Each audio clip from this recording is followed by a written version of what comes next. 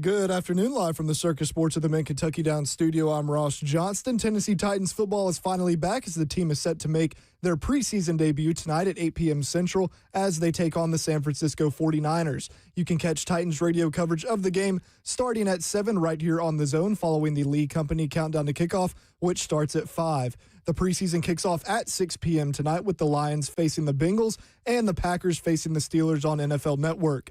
In NFL news, Cardinals quarterback Carson Beck will not play tonight due to a rib injury, per Ian Rappaport. Also, ESPN reported that former LSU quarterback Jaden Daniels' attorney contacted the school and told LSU that it can no longer use his name, image, or likeness, and said he felt, quote, profoundly disrespected after LSU allowed cornerback DJ Pickett to wear his former number 5 jersey. For all your foundation repair and waterproofing needs, visit USSTN.com. Breaking news at once on your home for the Titans of Vols. This is 104.5 The Zone.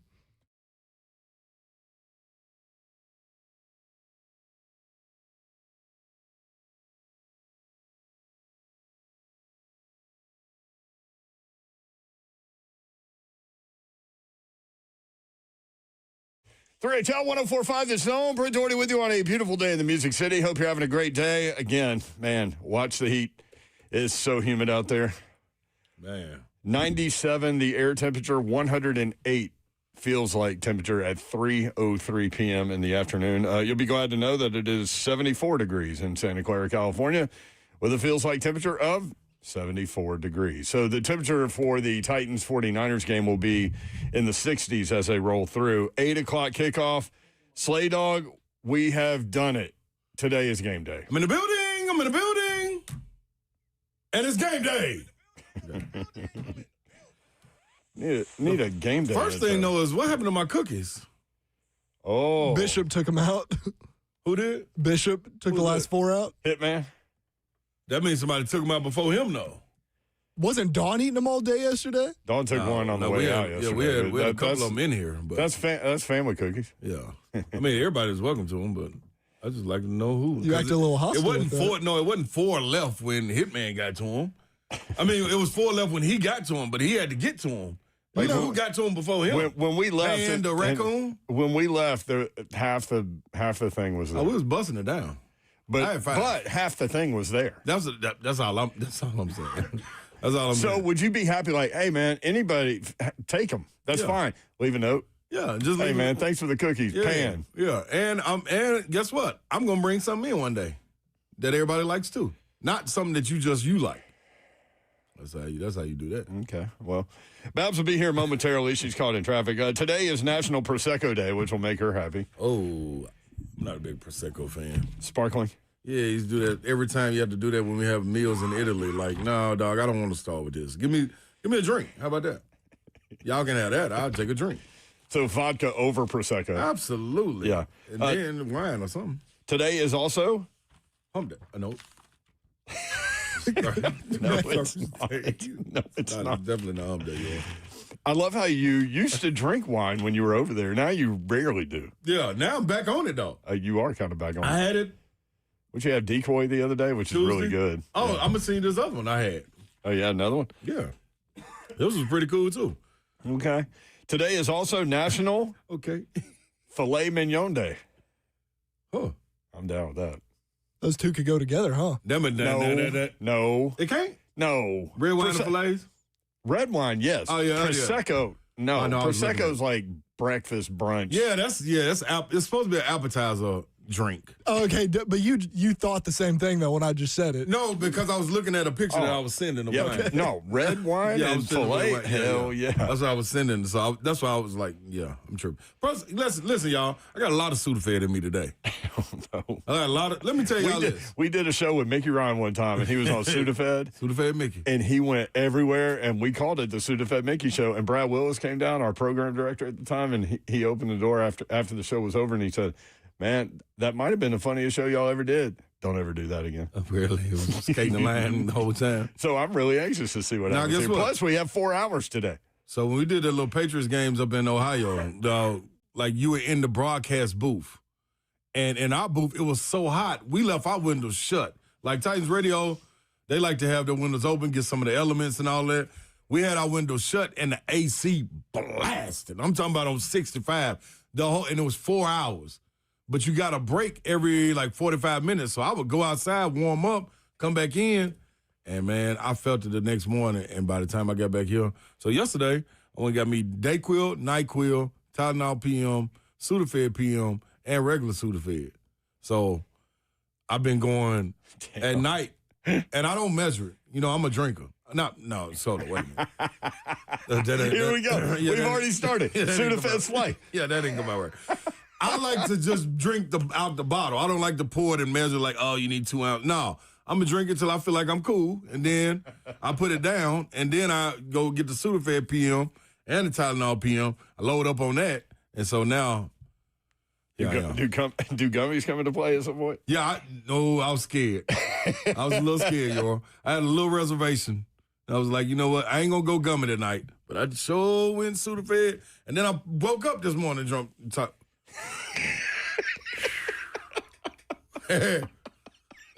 Ow!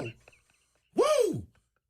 This just leave you lightheaded. That's what I'm trying to tell you. That's what I'm trying to tell you. We're gonna make it though. Cause I'm gonna pop this bloom here in a minute.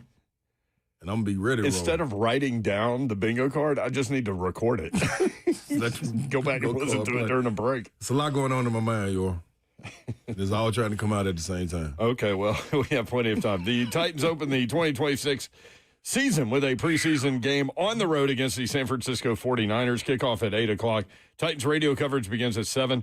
The Lee Company countdown to kickoff from 5 until 7, hosted by us. So, basically, nothing will be different throughout the two shows today because it's us, but you are more than welcome to chime in, and we've got a couple of questions for you. What are one or two things you're looking for, maybe you're most looking forward to seeing, whether it's player, position, play, result? Maybe after all this losing, even though it's a preseason game, you want that result. I think they definitely do. Bully talked about how, I know it's a preseason game, but that's kind of important when you're trying to change the mindset. Yeah. And he said 9-41 in the last 50. He said we've been good at losing. No. So don't get comfortable with that. Yeah, you know how to lose. Yeah. Let's not make that the model. So we have all of that for you today. Obviously, the LSU topic, if you haven't heard about it, and Jaden Daniels will tell you about it and get your opinion about it. Russell Westbrook, real quick while we're here, while we're kind of getting warmed up, is retiring after 18 seasons in the NBA. 7 teams. He's 37 years old. Slay, he's the all-time Thunder leader still in scoring, assists, rebounds, and steals. He has 209 career triple-doubles, 4 times averaged a triple-double in a season. Yeah, that's insane, man, when you sit there and think about that. Like, we thought it was crazy when Big O did it, Oscar Robertson. And then it never happened again. Yeah, it was the gap between it was him and Russell. Yeah. You know what I'm saying? And this is what greats like Magic Johnson playing. And I felt like when Russell did it, he didn't get the attention that he deserved because that is average over 82 games, a triple-double. Yep. And he did it 4 times. It's a different level. This was one of those careers because he was so outspoken in a sense.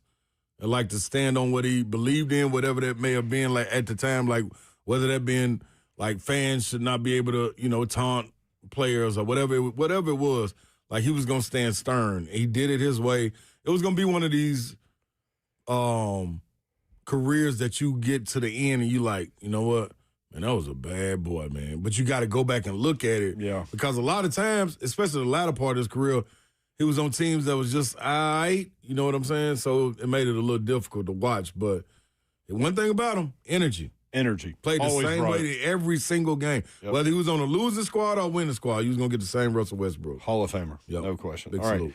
Right. Titans and 49ers, we're going to talk with Ramon Foster in just a little bit. And I was told that, I was told by Zach that he's on call in case something happens with the flight back, like it's delayed or something. Yep. And, man, Will and Ramon are going to have a time, man.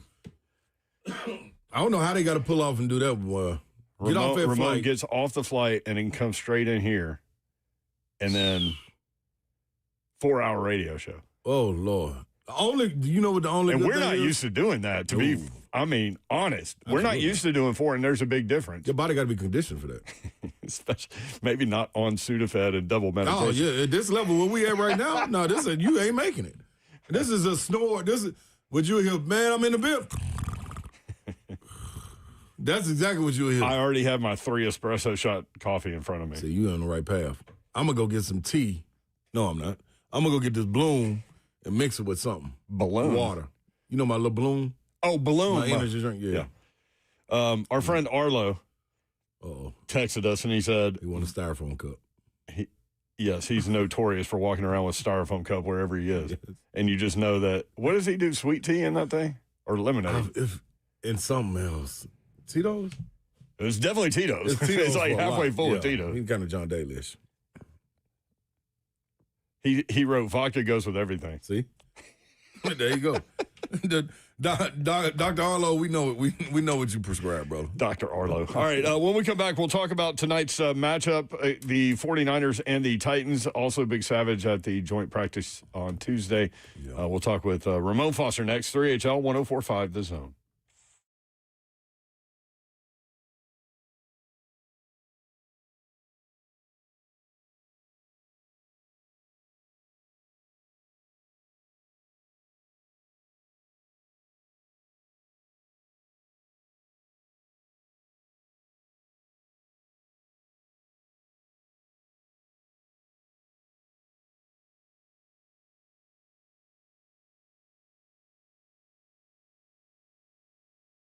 BrentwoodJewelry.com, they have the selection that you need for any of your jewelry gifting responsibilities. I like to call them opportunities as opposed to responsibilities, but we all have those opportunities throughout the course of the year. And Brentwood Jewelry, the Amamley family, can help you out. They definitely have the selection.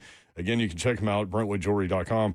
But the key is to go in there and meet the Amamley family. They are incredible people, and the relationship that you will develop will be special. For more than 50 years, Brentwood Jewelry has been proudly serving the Middle Tennessee community with exceptional style and exceptional deals every day. As a family-owned and operated business spanning 3 generations, they are deeply rooted within the community.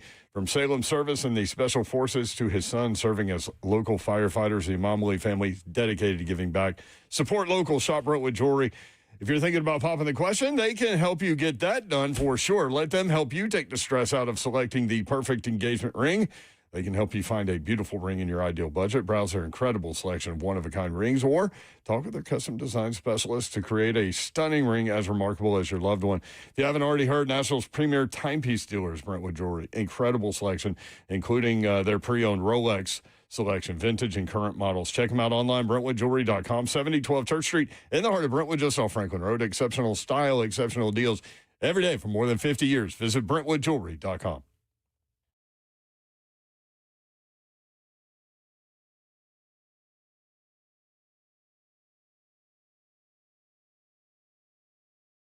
A day at the spa, the perfect gift for birthdays, anniversaries, or any occasion. Lavish and luxurious, yet affordable. A grand gesture, yet simple for you. The gift card from A Moment's Peace. Give her the gift she won't buy herself. An escape, a bit of luxury. Something special that shows more than just words.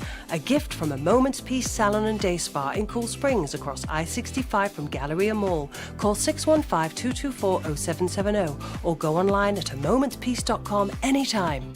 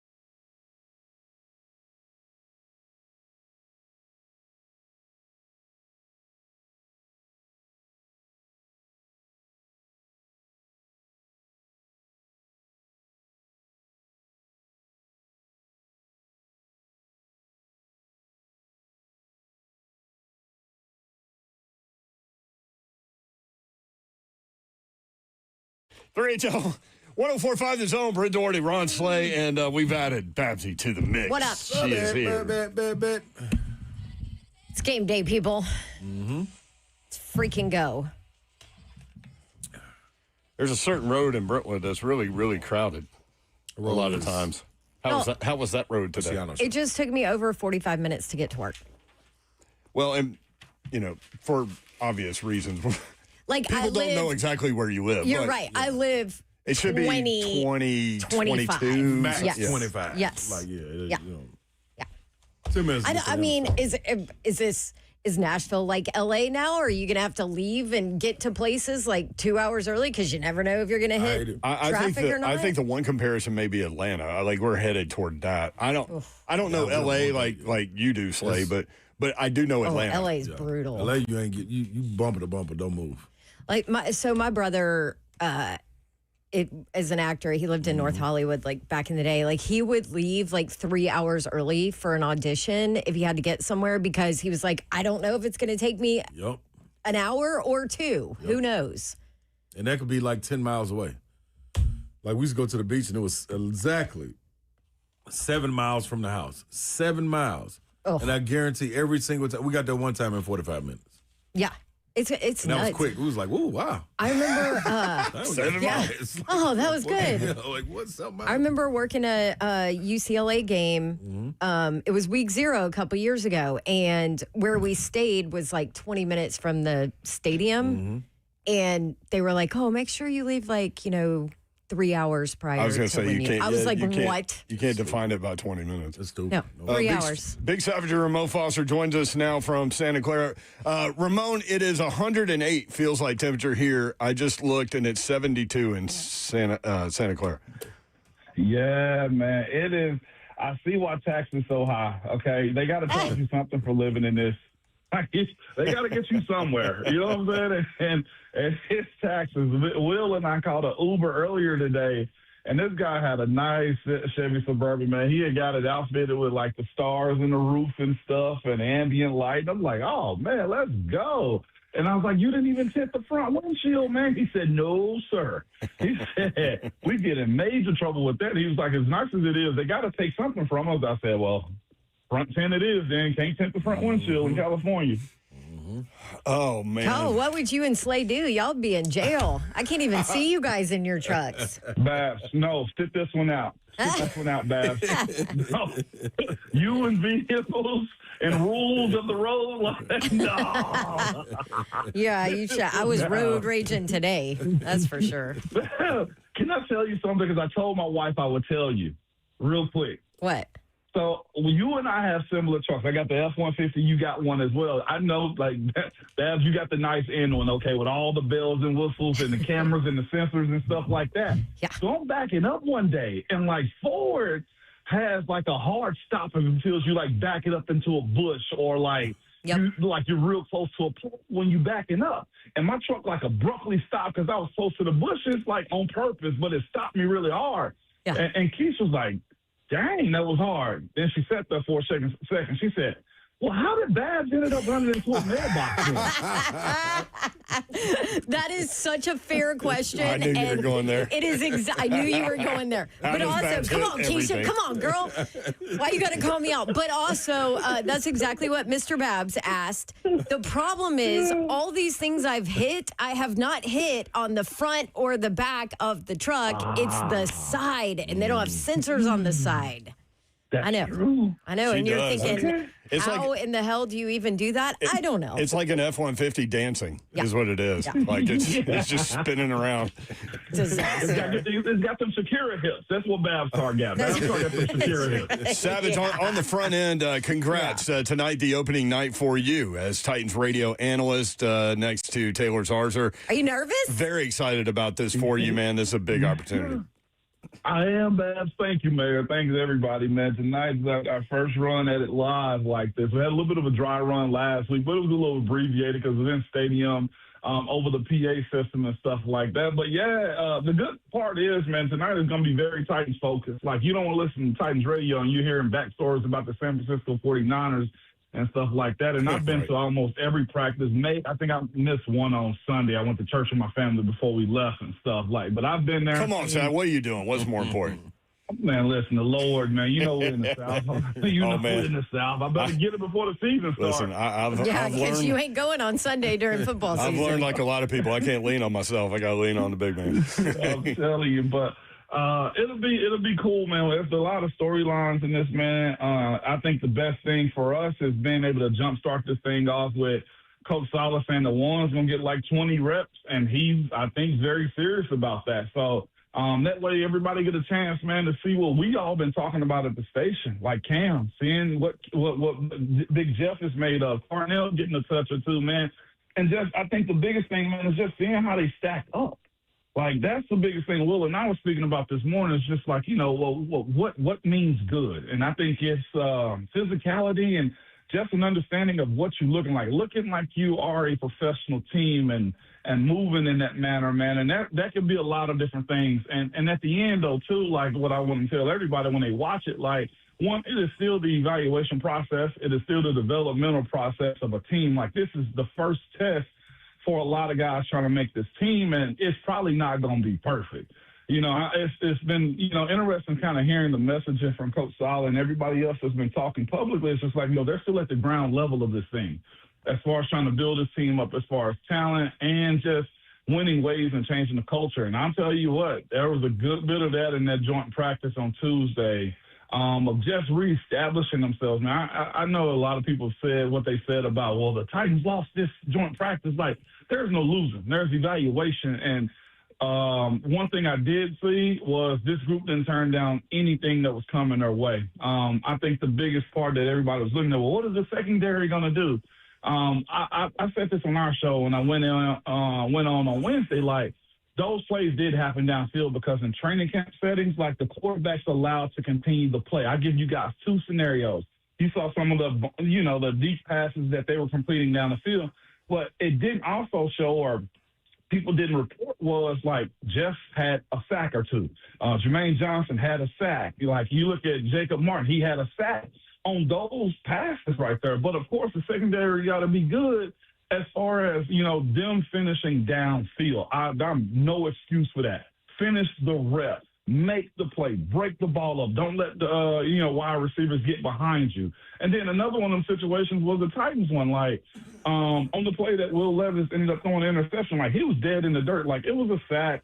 He was covered up by San Francisco 49er players, and he still threw the ball because they're allowed to friggin' still continue to play because coaches want to see the downfield still no matter what happens up front. Okay, D-line sack, you got him. Quarterback still has to keep playing because they want to see what guys look like in real game situations as far as being able to cover downfield. And Will Levis, I guess, still trying to make a play, just created an interception, but that wouldn't have been an interception. That would have just been a sack. Big Savager, Ramon Foster with us on 3HL. You can hear him, Ramon and Will, weekday morning, 6 to 10, which will be a very long day for you, and night and morning tomorrow. And props, big man, on the front end of all that. I ain't no but a little work, Savage. I don't feel bad for you. Yeah, Slay just did the Patriot games for 4 days. He did. The ball was out there. Way out there, too. Hey, Savage, let me ask you this, man. So now walking into this game, I know you always had the same coach, but with this bunch, first opportunity to have a new regime on the national stage, like, this really kicks off, yes, not the regular season, but Thursday Night Football, it cranks it up right here. What are your thoughts when you get a new coach? Who sets the tone? I know how you feel about the offensive line, but is it Cam? Is it Big Jeff? Who do you expect? Because watching the QB series, we know who Cam is. You heard about Big Jeff coming into the season saying, Cam, I told him, this is your team. You got to go lead us. When you talk, they listen. Do you feel a change now hearing that walking into this year, this game one? Man, no, I still think it's the defensive players and the leaders on that side. Okay. I'm still of the mindset, like, Cam should be riding in the sidecar. Like, until he finally gets to that point. And I think he's getting there, but I think the expectation is as many veterans that they have on that side of the ball as many returning players that they somewhat have, and just the experience in general. And more times than not, the defense usually is a step ahead of the offense. Like, my expectation is always that the defense is supposed to lead the charge, especially when you got a young quarterback as well. I ain't gonna say there's no excuse that Cam don't have high expectations, because that's a complete lie. Cam's got high expectations. He's got very high just football IQ as well, but there's still a lot of stuff that he's learning to do as far as being able to play the quarterback position. Not saying that he's not a quarterback and he can't play it, but the growth that he has to have is still in the mindset of like, hey, gradually walk yourself into this thing. And I'm looking at it and saying, defense, defense, defense. If they are what I think they are, and they've shown good out here in San Francisco, like, their ability to flip the switch, get the ball back to the offense, man, is something that I think should be an asset for this team and this year with how they kind of set this thing up. It's a lot of, penetration, fast and up front, and getting after the quarterback, but they play zones, and if this group is good as far as setting back in their zones and letting the defensive line get home, Savage, there's a lot of meat on the bone for them. I expect a lot out of Cam. I just wouldn't expect him to just run, and lead the charge in this thing. And I think that's part of his growth, too, is realizing that, look, I don't have to do it all myself. I think when you look at some of the plays that he made last year or didn't make last year and put the team in bad situations by running backwards into sack fumbles and stuff, it's because he was trying to do too much. Cam's got a lot of help on the offensive side of the ball this year. And him being a great teammate and understanding person of this offense is what's going to lead the charge for him and continue his growth. I'm of the mindset, Savage, defense leading the way on this. They got the most guys, I think, that played the most reps on either side. Okay. Now, we talked about, we heard about the secondary. Flott, Alontae Taylor. What do you expect from them after what was, kind of said in the joint practices and everything? Do you feel like you need to see a leg up on them walking into this situation, get back? I do. Receivers, yeah. Absolutely.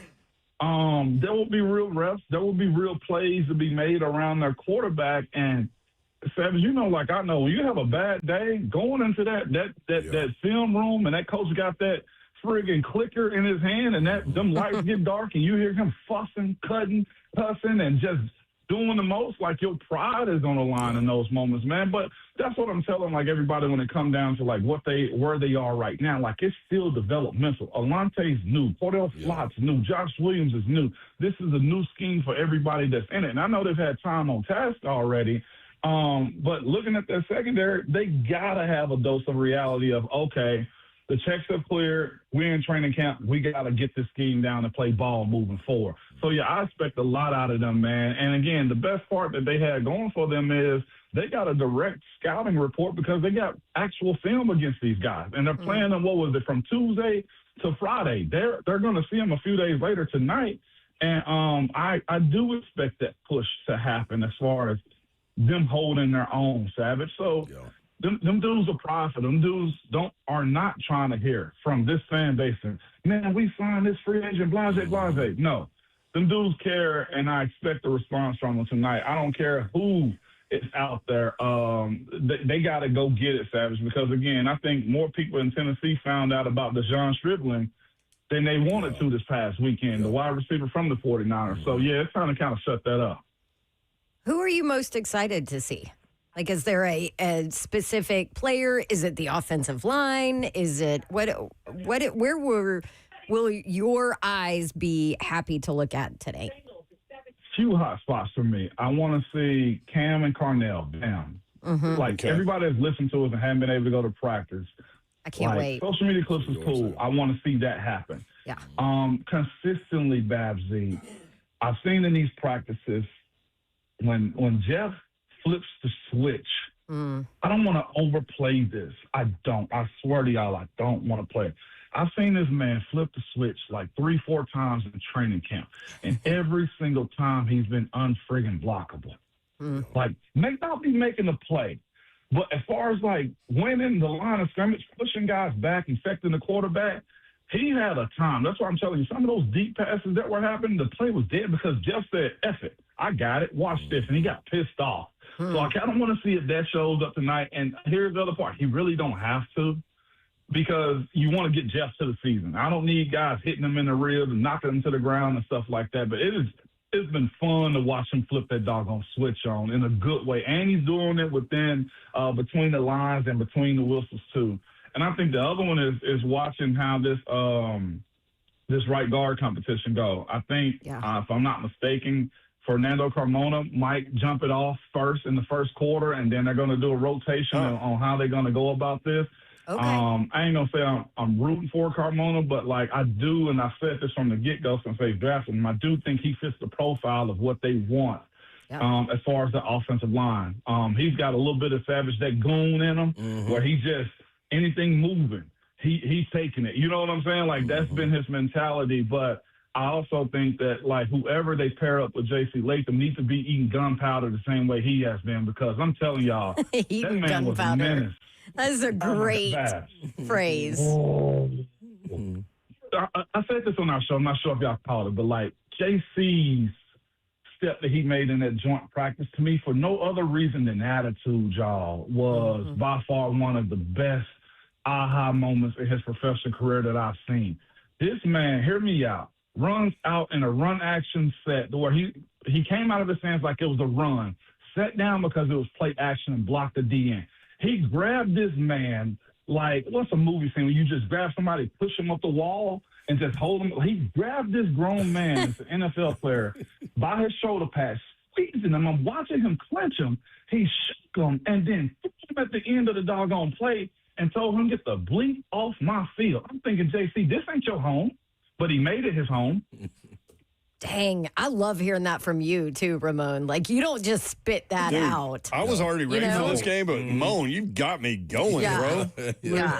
I told a higher up, and with the times I was walking by this one particular guy, and I said, hey, I want you to know I like what JC doing. I said, now I ain't trying to correlate it to my time or what we did. I said, but how he's acting and the guys you kind of got in that room with them, I said, it reminds me of us when we grew up.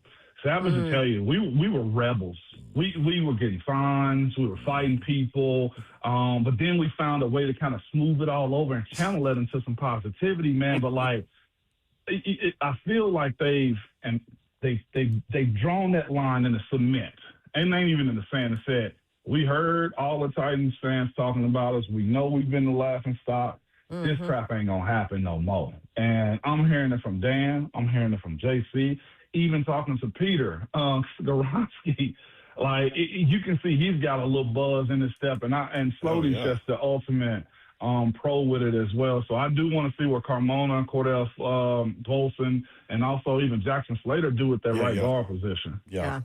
That's a good point. Ramon Foster with us on 3HL. And I'm curious, all around the league, we keep reading stories about how physical these joint practices are. It was certainly that way with the 49ers and the Titans. You were there.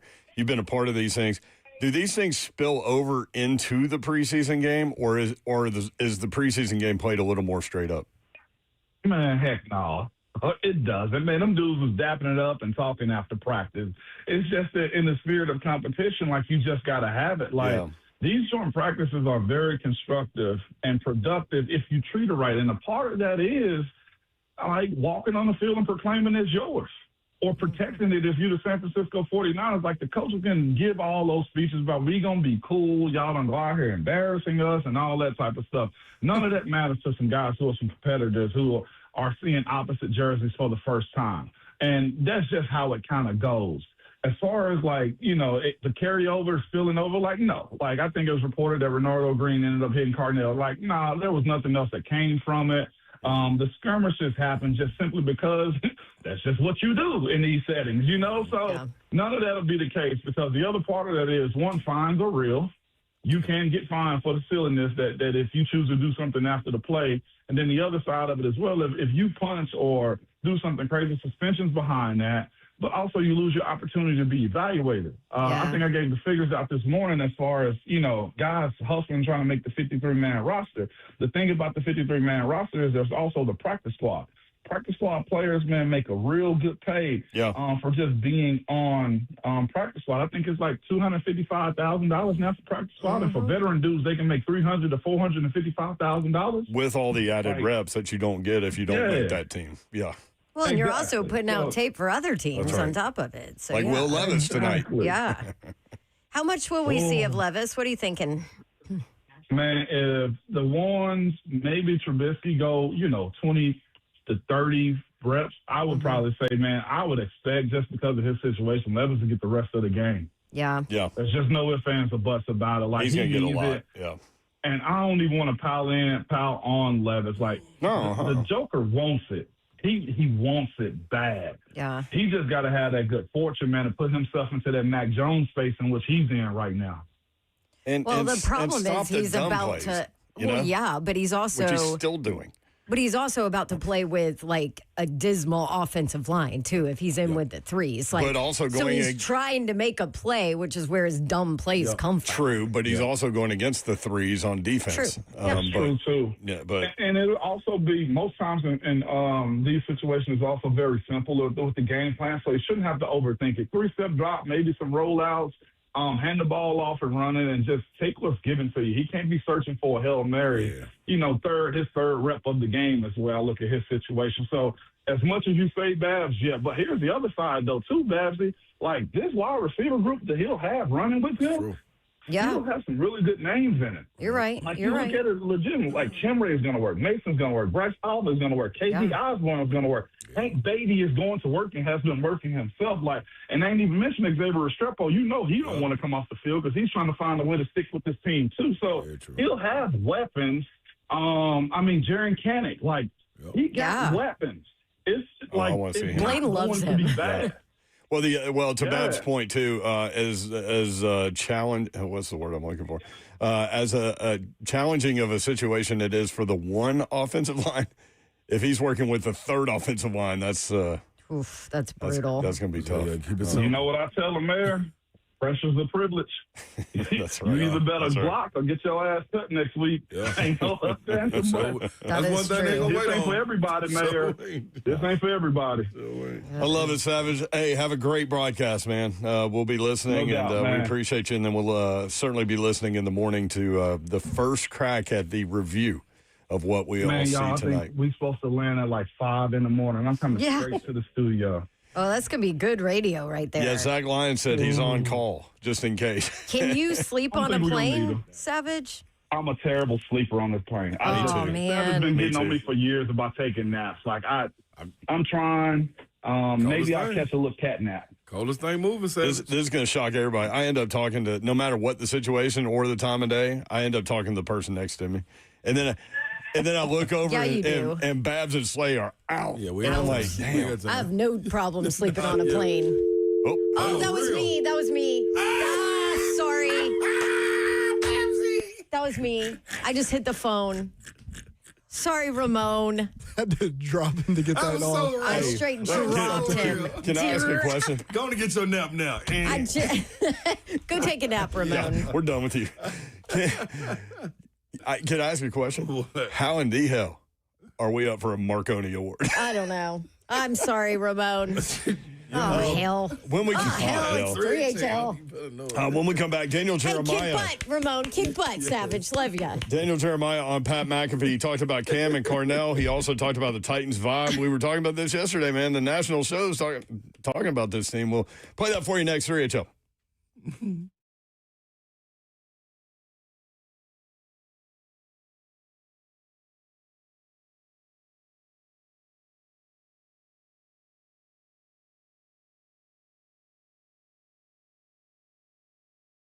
When the conversation is over for Babsy, it's over. Get out of the way. Listen, now when the sunroof is closed, it's over for Big Slay. So it's closing up. Give it all the credit that We Grow Hair. It's that time, man. I'm telling you, the season fresh starts. It's even if you're looking in the mirror and you're thinking, man, it's standing up there, you got a place to go to, y'all, and that's We Grow Hair. They're delivering incredible results with their advanced FUE hair transplant technique, a minimally invasive procedure where individual follicles are extracted and placed with precision for natural-looking coverage. It means a much faster recovery than those old strip method procedures. Plus, This team has nearly 30 years of experience helping people get their hair and confidence back with proven permanent solutions and a reputation as one of the top clinics in the Southeast. Just let them know Big Slate sent you and get a free laser session plus $500 off your hair transplant procedure. That's real savings. Call 615-376-6010 or hit up WeGrowHair.com. Sudafed Slice. I'm telling you. Hey, I'm seeing words and they moving. The words are moving. Listen, hey, if the air is moving out of your house because your windows are old and not doing their job, Pella Windows and Doors of Nashville, who you need to call. And you might be surprised to learn how affordable replacement windows are from Pella Windows and Doors of Nashville. Even more affordable because they let me give you a deal, a Dawn deal. For the month of August, buy 3, get 1 free on windows and no payments, no interest for 12 full months. So if you want to know about Pella, business has been around, founded in 1925. So what? We're over 100 years old here. Lifetime warranties on their products. And then on top of it, Pella Windows and Doors of Nashville backs up their labor with warranty. 10-year labor warranty, which is leading in the industry. So, you know you're going to get a great product. You know you're going to get a great local company to take care of you. Oh, and by the way, American made. Woohoo. Schedule your free consultation. Check out their limited time special offer, the Dawn deal, and you can do it all online at PellaNashville.com.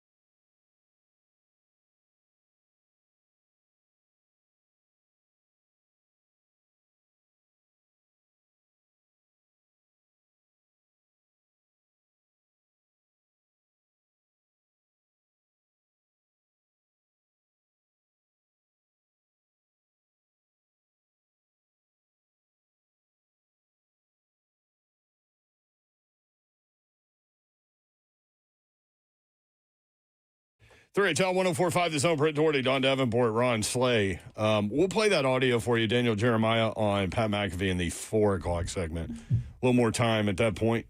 Shout out, presented by your mom and them, to Big Tom. Yeah. Your daddy. With My daddy. Little knee surgery today. Ruptured his patella tendon. He 3.5 hour surgery. I just got the call from his doctor who said, I don't know how he did that. It was on his knee that has a knee replacement. Uh-oh. And he still somehow ruptured his patella tendon. So it's going to be a long recovery. I feel for my mother because he has to keep it straight for 8 weeks. Oh, Lord have mercy. Lord help us all. So. Nurse Buffy. Yeah. Let's just say that my mother was the greatest mom ever growing up and was great at like taking care of us and doing all those things. But somehow later in her life, she gives 0 Fs and has decided that she does not want to take care of anybody. So it ought to be interesting. Sure, I'll get lots of calls. I told this story the other day. I wasn't like the guy that watched every minute of The Simpsons at all times, but I would tune in. Like if I wasn't doing anything that was on, I would watch it. And there was an episode where they went to this amusement park, which you'd appreciate, called Duff Gardens. Duff beer is a big thing in The Simpsons, and they. Oh yeah, we have a mug. You do? Yeah. They went to Duff Gardens and they come up on, the characters around town. It's not Mickey Mouse and Goofy and all these people. It was like beer people. And so they come up on this character in the park. His name is Surly. And he's in his costume. It reads Surly across his shirt. And he's holding a beer. And Bart says something to him. And Surly's response was, Surly only looks after one man, Surly. And I thought about your mom. She will do her due diligence. There's no question. But, she will. But I will hear all about it. You will. I'm gonna go. I'm gonna go visit this weekend. So yes, thank you. Thanks for the prayers. Shout out to Big Tom. Yeah, Big Tom's home. He's coming out of anesthesia right now. Good. Yeah, and he tore his patella tendon in his knee replaced knee. Yeah. So watch The out, doctor was like, Slay. Well, I don't see this very often. I was like, awesome. That's great. Only with Big Tom. Only Big Tom. Let's go to T-Dog in Nashville. T-Dog, what's up? What's up, crew? Much love. Long time before I've been on with you guys, but y'all doing all right? Yeah, man. Yeah, good to have you back. Good. Well, thank you. And my name is actually really Thomas as well, so Big Tom in the house. Prayers up for him as he recovers. Oh, Thank you. That's nice Thank of you.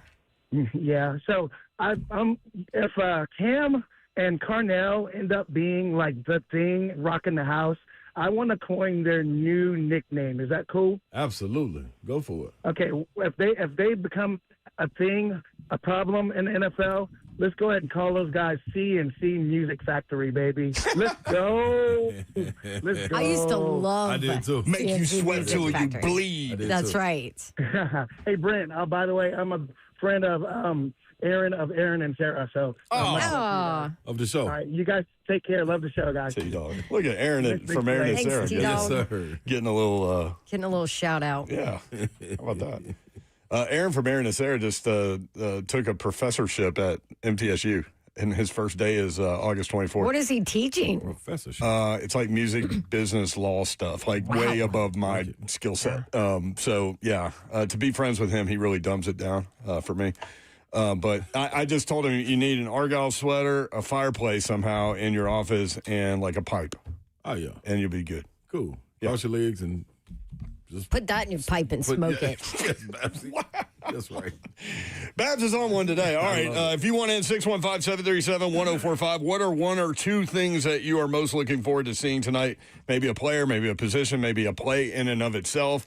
Talk to us. A result, 615-737-1045. We'll also work in Daniel Jeremiah's take on Cam and Carnell and the Titans vibe. He was at practice not too long ago. We'll do that next. 3HL 1045 The Zone.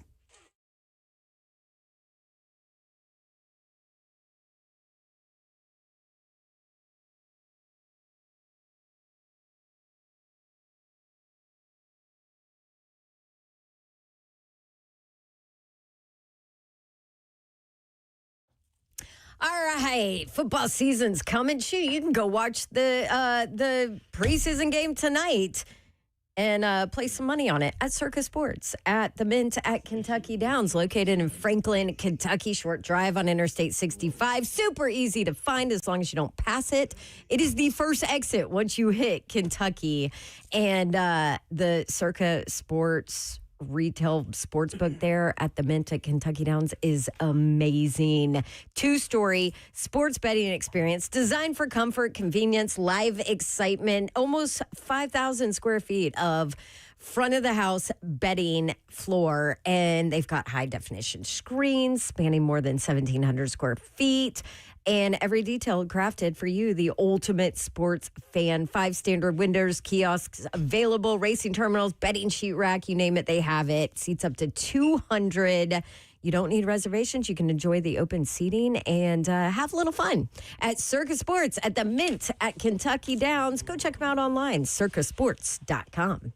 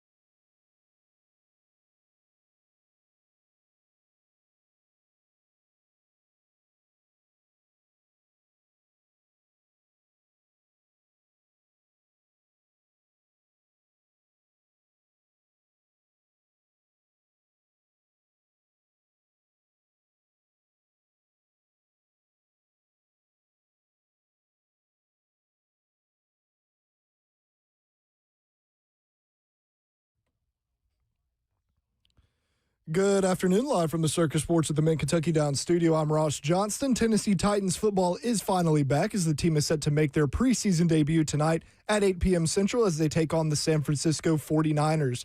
You can catch Titans radio coverage of the game starting at 7 right here on The Zone following the Lee Company countdown to kickoff.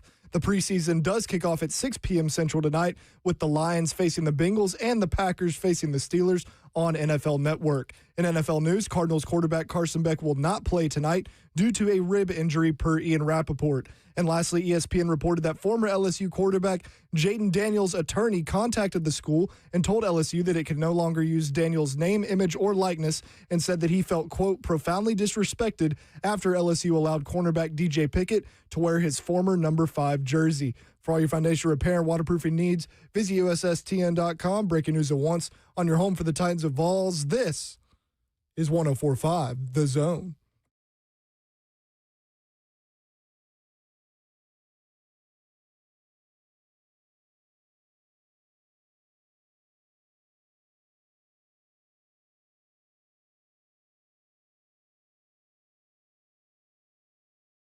HL 104.5 The Zone. Welcome in. Brett Doherty with you on a beautiful day in the Music City. It is game day. Titans open the 2026 season with a preseason matchup on the road against the 49ers. Kickoff at 8 o'clock.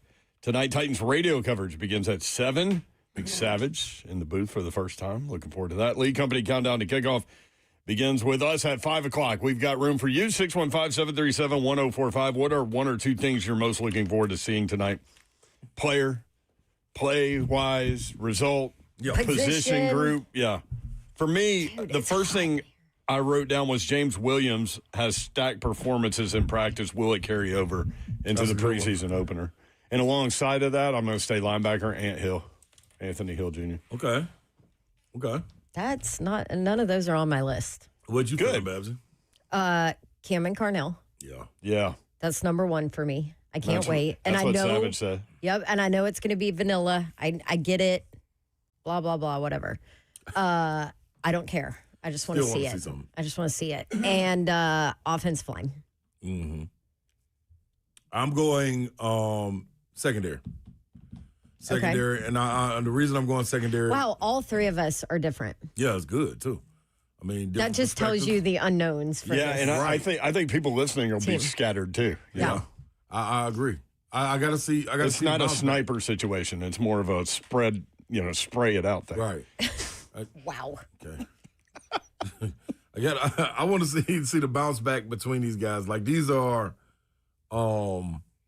traveled guys. When you look at Alontae Taylor, Flott, I want to see. And when I say secondary, not just the corners. I'm talking about the safeties too.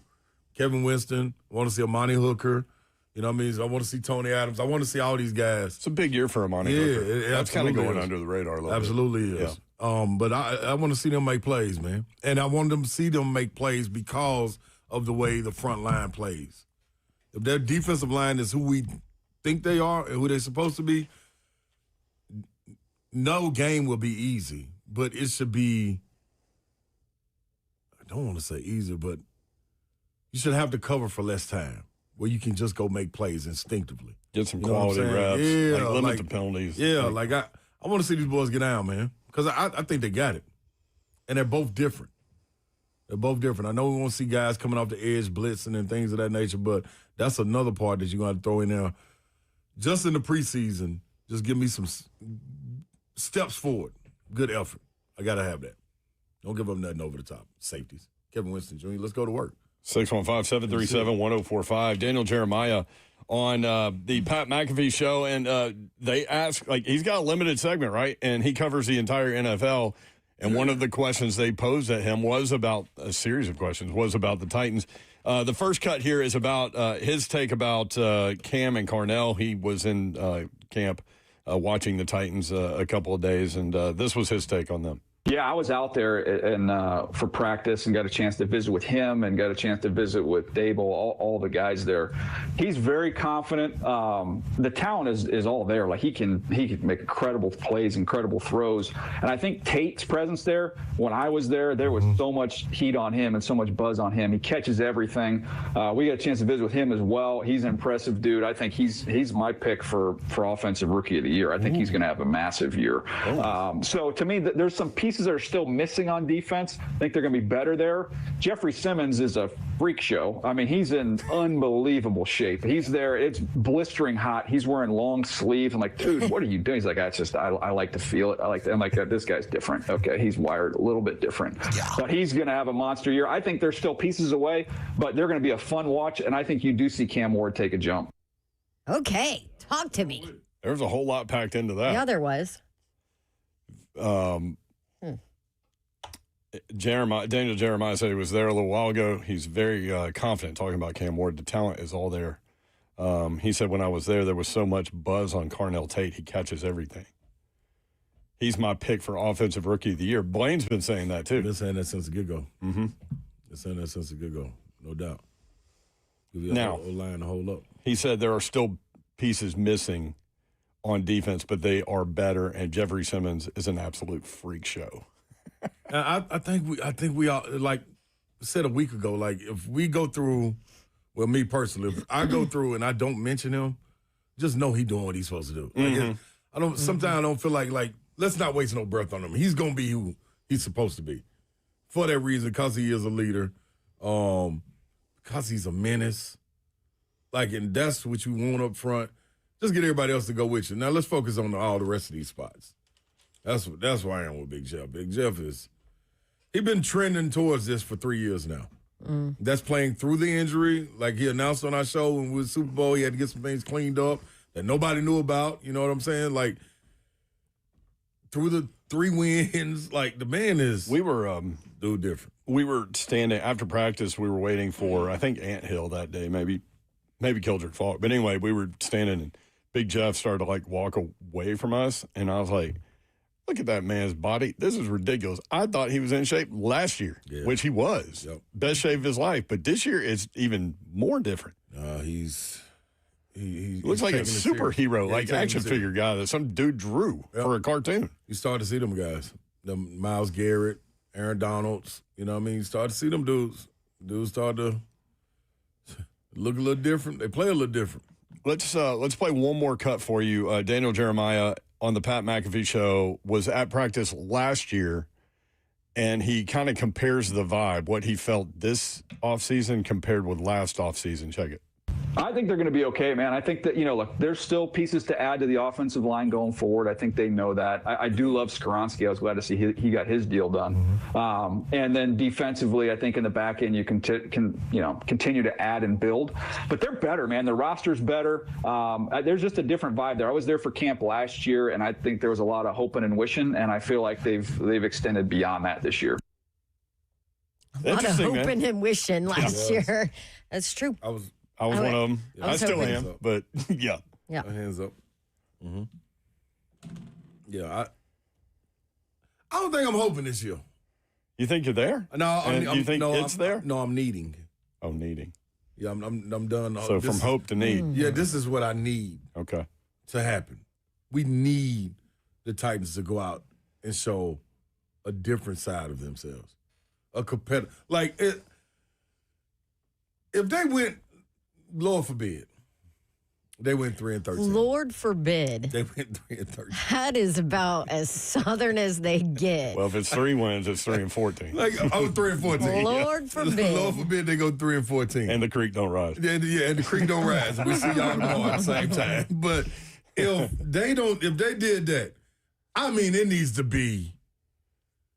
It was something so traumatic that happened, and it was a one by a field goal from 58 yards. Or a tip ball. It got to be something crazy. I don't even want to go down that path. It got to be super competitive. I don't want to put those options out there. But this is the thing. We only saw competitive ball on one side of it last year. Consistently. True. And then their levee broke. That's the defense. Special teams, we saw growth in special teams, but special teams can't score every single play. So we need to see all three phases. And you went and got three guys with head coach experience in the three phases of the game. I don't know what else. I'm glad you mentioned the three phases because that made me think in the return game and touchdowns and stuff. Remember before pre-Bones? Yes. And the Titans would kick off or punt. You were expecting the ball to come back down the field right out. Wait. You was like, dude, that like Khalif Raymond game? It got to the point where you were like, man, let's not even fair catch no more. Like, let it bounce out of bounds. Like, but I'm talking about kicking and the return coming back at the Titans. What game was that? Detroit? Yeah, Khalif Raymond. Like that's all I'm saying. When the punter has 6 tackles, things are bad.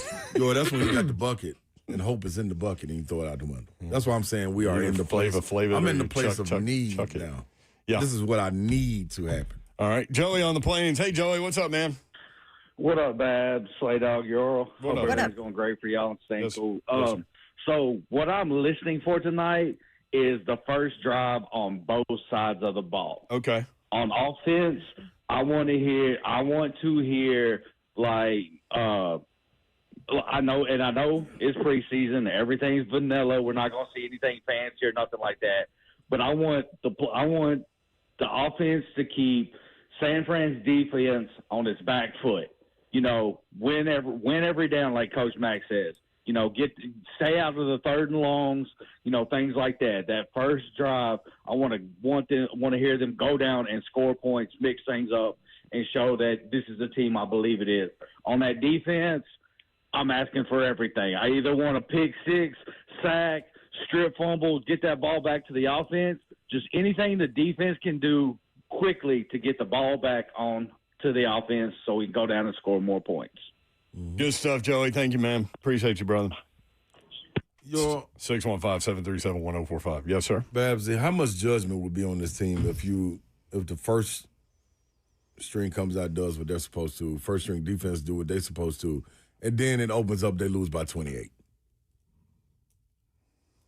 It's the twos. If it's, I don't think people will care. Okay, that's a great question, though. Yeah.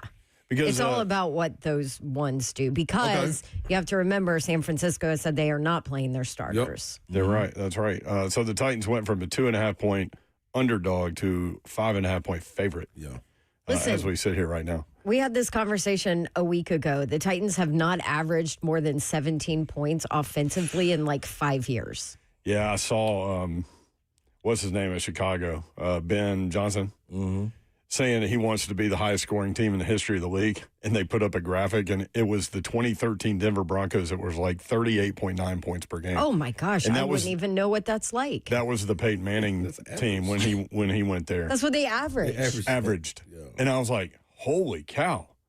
Like, the Titans can't even get to half of that in the last several years. But I'm telling you, they're building an offense.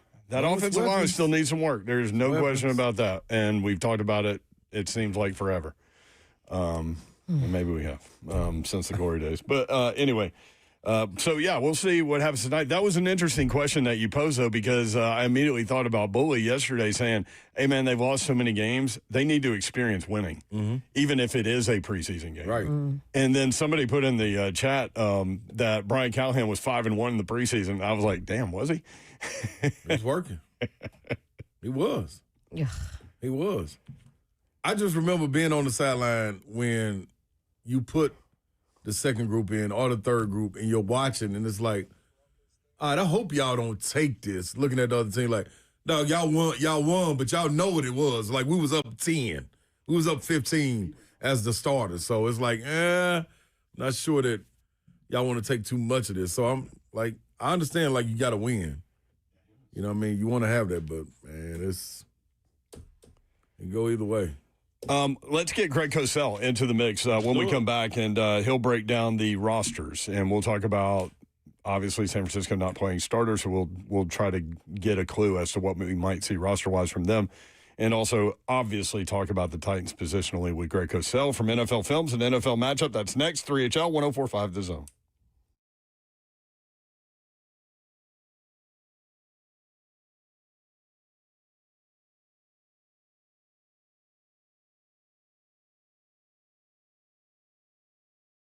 USSTN.com, that's the website. USS offering several payment options to make your foundation repairs more affordable. You can choose one of the following. Get a 10% discount when you pay in full, or fix it now. Pay later with 18 months, no payment, no interest, or choose the 36 months, no interest with low payment option for qualified homeowners.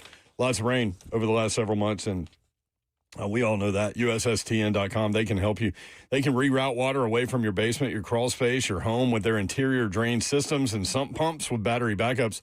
When the ground swells from being oversaturated with all this water, creates additional pressure on your foundation, many times leading to cracks. So not only is waterproofing important right now, but even in these dry runs that we're in currently, the inspection of your foundation, great time for that.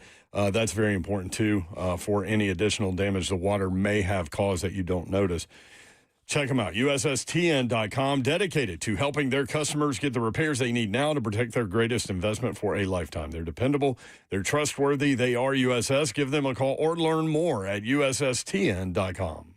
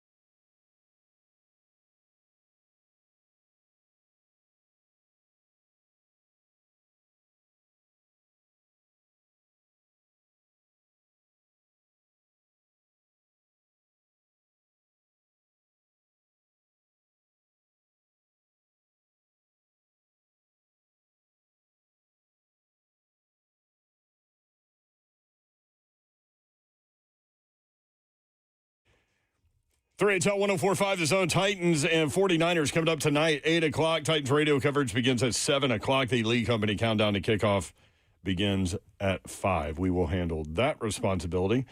Get you ready for the game. Greg Cosell joins us now, as he does every Thursday. Cosell, we did it. We made it. I know it's preseason, and I know lots of people don't put a lot of stock into this, but at least we have a football game to watch, players on the field, and we're excited about that. Well, the coaches and players put a lot of stock into it, and there's a lot of players that it's really important. It's their livelihood. Yeah. Let's start with this. From your perspective, you've been doing this a long time, obviously, with NFL films and all of your responsibilities, NFL matchup. How important are those joint practice sessions?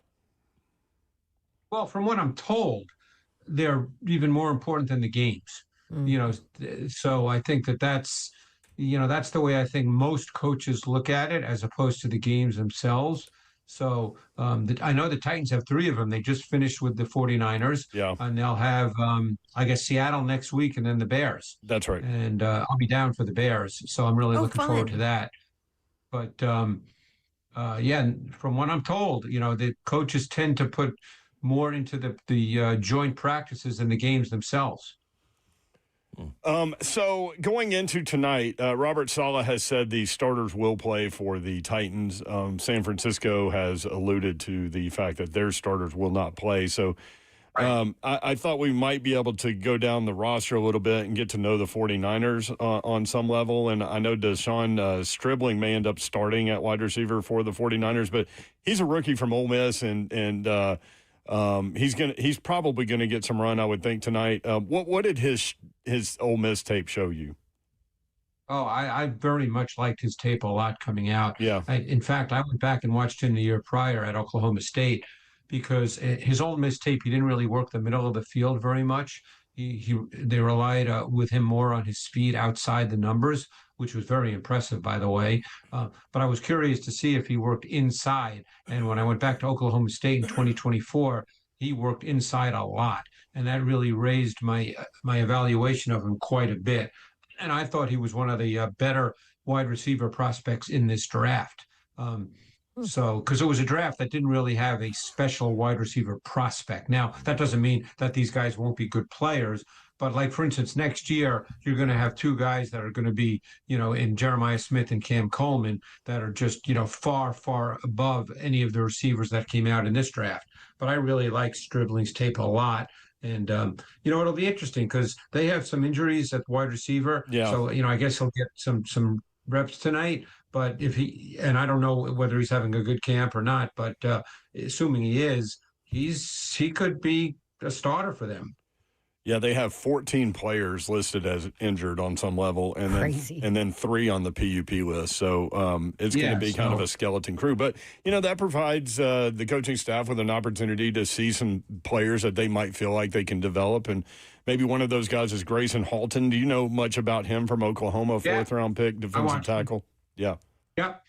Yeah, Oklahoma was a very quick defense, and the way they played defense, I think Brent Venables was their their head coach, and he's big on movement with his defense, pressures, stunts, slants, and Halton fit that perfectly because he's an explosive interior athlete. So in their slanting schemes and stunting schemes, he was very, very good. And I think he was a 4th-round pick, so it'll be interesting. The Niners obviously have a new D coordinator. Obviously Robert Saleh not there, so now it's Raheem Morris. And Raheem Morris has been with a lot of different organizations, a lot of different coaches.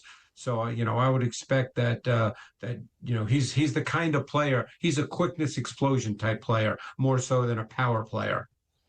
We've talked a lot about the Titans wide receiver group, and we'll talk about them a little bit with you. It's really good, by the way.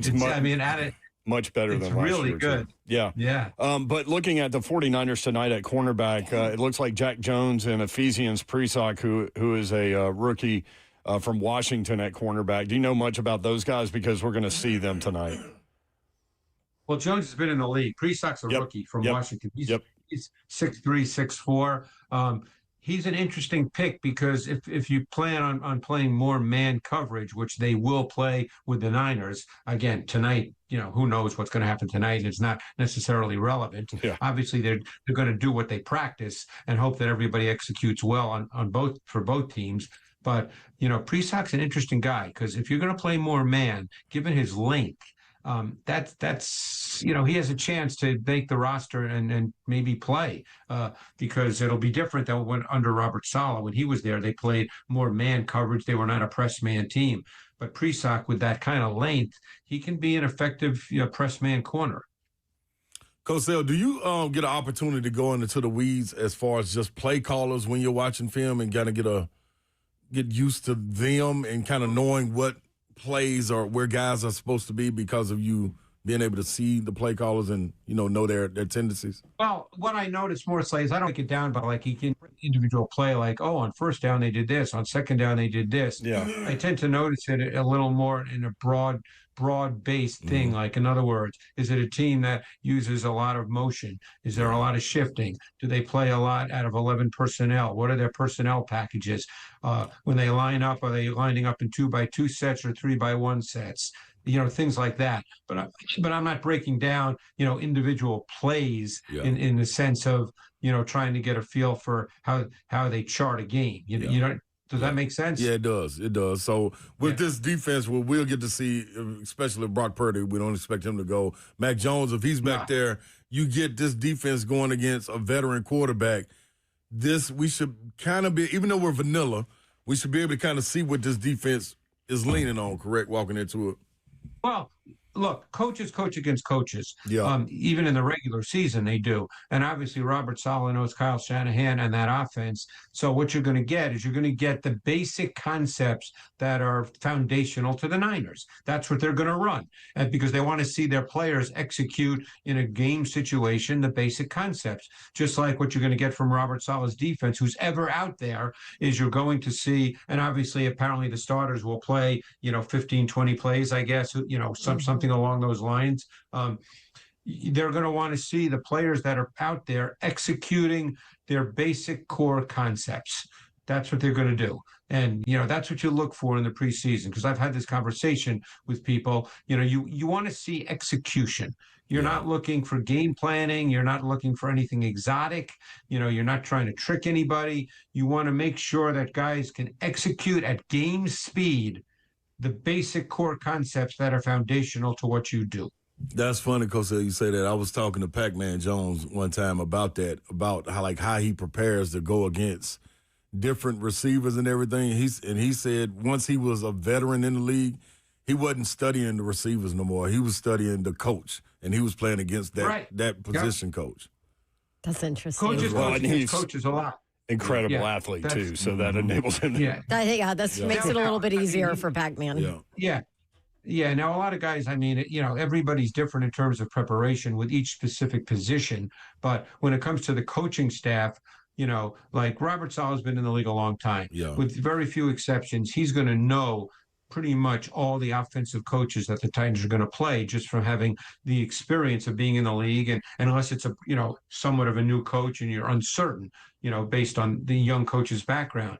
But for the most part, like if this was a regular season game, Robert Saleh knows what Kyle Shanahan's, he knows what he's going to do. And when I say knows what he's going to do, it doesn't mean he knows every play call in every situation, but he knows structurally, foundationally what the Niners run.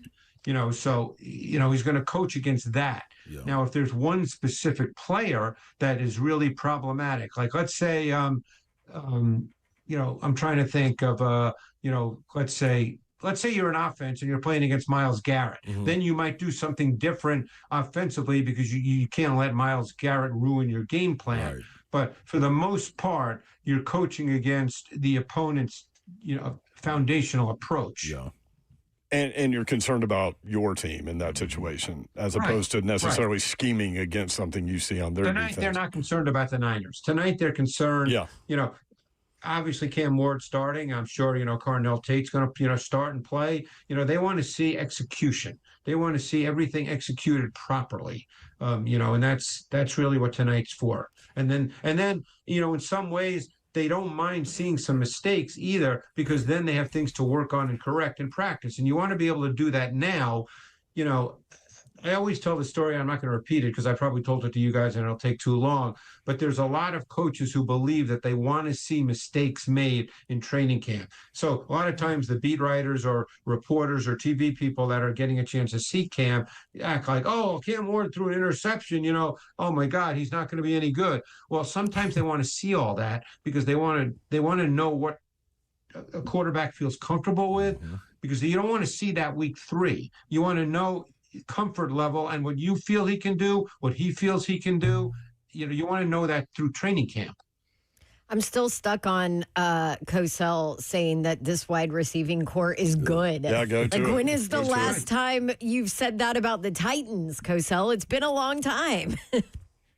Yeah, well, first of all, I like Cornell Tate. I mean, I don't know if he's going to be a superstar, but he's going to be a good NFL player. Yeah. I'm assuming Ridley's relatively healthy. So now he's not, the way this receiving core set up, you don't necessarily have to have one guy who's the man. Robinson is really good at what he is. You sign him because you know what he is. Keep in mind, Io Manor, I thought he played well as a rookie. And, so he's theoretically he's looked really good right now, too. And DK's number 5. Yeah. So, you have a pretty good receiving core. If you end up having to play Io Manor, the number of snaps, I think he's going to be a good player. Yeah. So, obviously, the big question mark for the Titans is offensive line. We just talked to Ramon. I think Fernando Carmona is going to get the start on the line. What do you... right guard. At right guard, yeah. Start a right guard? Yeah, what do you think? Okay. Yeah, fill us in. Yeah, I think that's an open spot, right guard. And I think, again, he's a rookie, so I'm not going to sit here and say, man, he's a great player. I can only tell you that I liked his tape in college, and I think that he can certainly, I felt like he could be a starting guard in the NFL. Now, having said that, I didn't, when I say that about a player in my notes, that doesn't mean week 1 he's going to be a star. But I think he can be a starting guard in the National Football League. They've also been flipping reps with Cordell Volson and Jackson Slater as well. So that is, I think they feel like they know what the rest of the offensive line is, but that is definitely a competitive situation with those. And they know what Volson is. He's been in the league, and I always felt watching his tape that he had pass protection issues. So Lord, it wouldn't surprise. We don't need that. Right. It wouldn't surprise me if he turns out to be the best guy is going to start. But it wouldn't surprise me ultimately if it's a battle between Carmona and Slater, because Slater was he a 2nd or 3rd round pick a year ago? Fifth round pick, I think. 5th? Oh, yeah. So the younger players, I think they'd like to see how they perform in the games. So how much are we really going to see, do you think, in a preseason game of Daboll's offense? Just the basics. Yeah. You're not going to see. It's going to be super simple, right? Yeah. Daboll's. I made it a point to really, and we'll get into this not today because it's a longer conversation. Right. But I kind of studied his offense, in some detail a couple of weeks ago. Just because I wanted to sort of get a real feel for it. So, yeah, we can, talk about that in coming weeks. But you're going to see the basic concepts, and you're going to want to see, Cam execute those concepts. And, tonight you're looking for completions. You don't want Cam Ward to play 20 snaps and be 2 for 9. You want Cam Ward to throw 9 balls and go 7 for 9, even if it's for 61 yards. You want to see completions. You want to see positive plays. That's it. Greg Cosell with us, NFL Matchup, NFL Films every Thursday. Our buddy Stoney Keeley said, Cosell, I want to get your take on these guys if you've got one. He wants to see 4 quarters from Brandon Crenshaw-Dixon. He likes him. And Amani Wagner, another backup offensive lineman. Do you have film study on those 2 guys at all? Meh. Wait, Dixon's the Florida kid, right? Wagner, is he the Notre Dame kid? Yes, I think that's right. Crenshaw-Dixon, yep. The Notre Dame kid, I did not like at all. He played right tackle for Notre Dame. I did not like him. He's undrafted, correct? I thought he was not really a draftable player. Yeah. So just being honest, again, I did not like his tape. the other kid from Florida he's not a rookie, I don't believe. No, he might be in his second year. Yeah. He's a big 6'7", 6'7". 316. Yes. Yeah, he's a very big kid, and those guys you always give an opportunity to because length matters at the tackle position. So, I think that, when you see a guy with that kind of length, arm length, size, you're thinking that, hey, maybe there's an opportunity for him, to be a starting tackle in the league. Now, size doesn't automatically mean he's a starter, but, usually those guys, you feel you can work with them because, they're tough to get around. When you have that kind of size and length, you're tough to get around. Yeah, I think the thought there is maybe swing tackle for him at this point. Yeah. As you need, like that competitive situation at right guard can turn into a swing player that doesn't. And the other thing too is, and I have no idea what their thought process is, no idea whatsoever. But, maybe down the road, maybe you think Latham is better suited to play guard. And maybe if you can feel like you have another guy who can play right tackle, maybe you feel that that's your best O-line. And I have no idea, just a thought, because there were people when Latham came out that did see him as a guard. I saw him as a tackle, and obviously he's not performed great through his first 2 years. But There's there been were some people who circumstances, though. that he was, maybe could be better as a guard. We'll see. Okay. According to the Titans media corps, he had his best practice of camp Sunday. No, at the joint practice session, on Monday. I mean, the guy's talented enough to play tackle. That's not the issue. The talent and traits level is not the issue. What's the issue? Again, I don't know the young man. I can't speak to that. I mean, I can tell you that the tape has, been problematic at times, which is not a profound statement. Everybody knows that. Yeah. But I can't speak to his competitive nature, to how he prepares, work ethic, what he does in the off season. I can't speak to that because I don't know the young man. But does it show up on his tape as far as like? Well, I mean, I can't say it shows up. I can't say that the reason he has issues, let's say in pass protection, is because of his work ethic. He could have a great work ethic. Right. I don't know. There might be other factors involved, but he's clearly struggled in pass protection. He struggled with range in particular, which is one reason why, a lot of people think he might be better inside where range is not as big a deal. Okay, gotcha. What do you think we're going to get from Mitchell Trubisky? I think he'll get some run tonight, and then I think Will Levis will get a ton of reps. I mean, Trubisky to me is your perfect backup quarterback. He's been a starter in the league. Obviously, he was in the same draft as Patrick Mahomes and Deshaun Watson and drafted ahead of them, which obviously has turned out not to be the right move. But he did start for the Bears and he did lead them to the playoffs one year.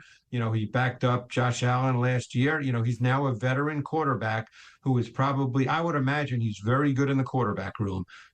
He played the final game of the season last year in Buffalo, and I think he threw 4 touchdowns and had a great game. He did. So you probably feel okay. Obviously, you hope he doesn't have to play unless he's taking, victory snaps at the end of a game in the regular season.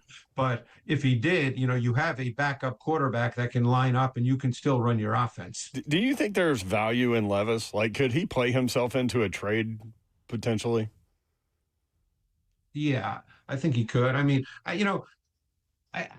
think the issue to me with Levis, and I've spoken to people about Levis, is more of the mental. And when I say the mental, not that he's stupid, because apparently he's incredibly intelligent, but just kind of the way it's wired. Yeah. People feel that he's just not wired like a quarterback should be wired. Now, again, I don't know Will Levis. I'm just telling you what I've been told, because the physical traits, to a large extent, are there. I mean, he's big, he's strong, he's got some mobility, he certainly can throw a ball. Yeah. I mean, so I think the physical traits, I knew a coach on the Kentucky staff that after his next to last year at Kentucky, when he had a really, really good season, NFL scouts that went down there thought that this guy was a surefire first-round pick. And then obviously his last year at Kentucky wasn't as good. He was hurt. Some people felt he shouldn't even have played, but he wanted to play. So, I think that the physical traits are enough for him to be a starter. I think there's other concerns with him. Is that an indication of how good Liam Cohen is? Because he had him that second to last year. It didn't have him that last year. That's correct.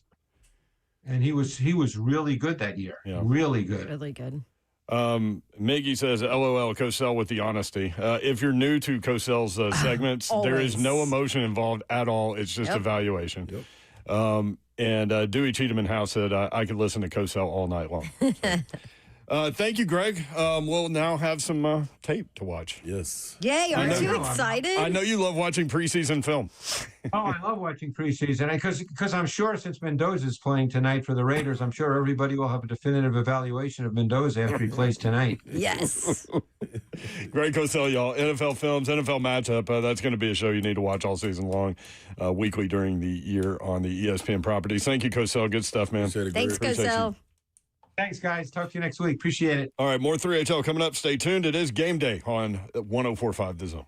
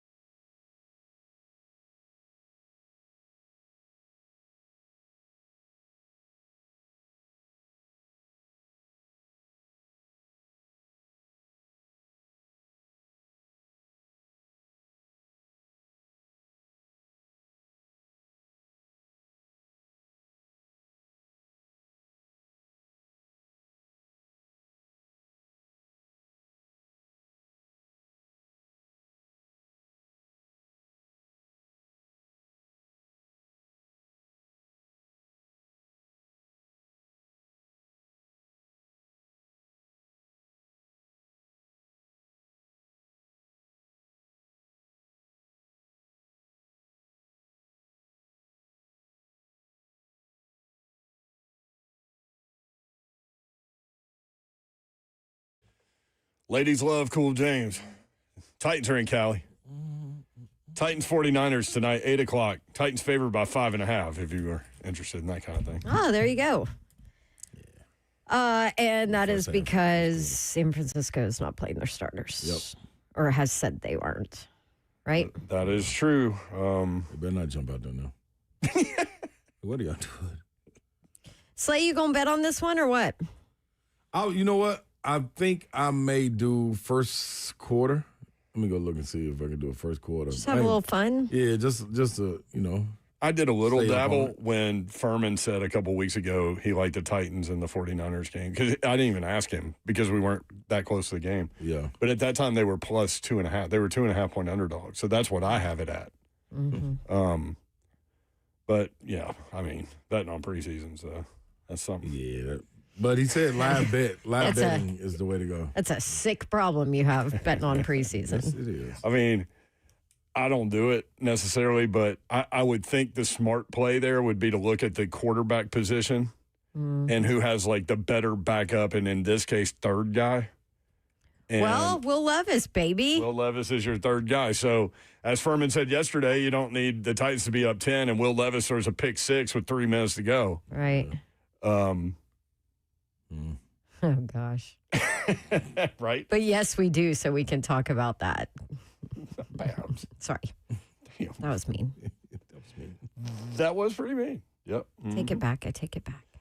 When you look at Second meanest thing I've heard this hour, by the way. I know. Cosell's was the first talking about Wagner. how about Cosell just chopping his legs off? Haymaker.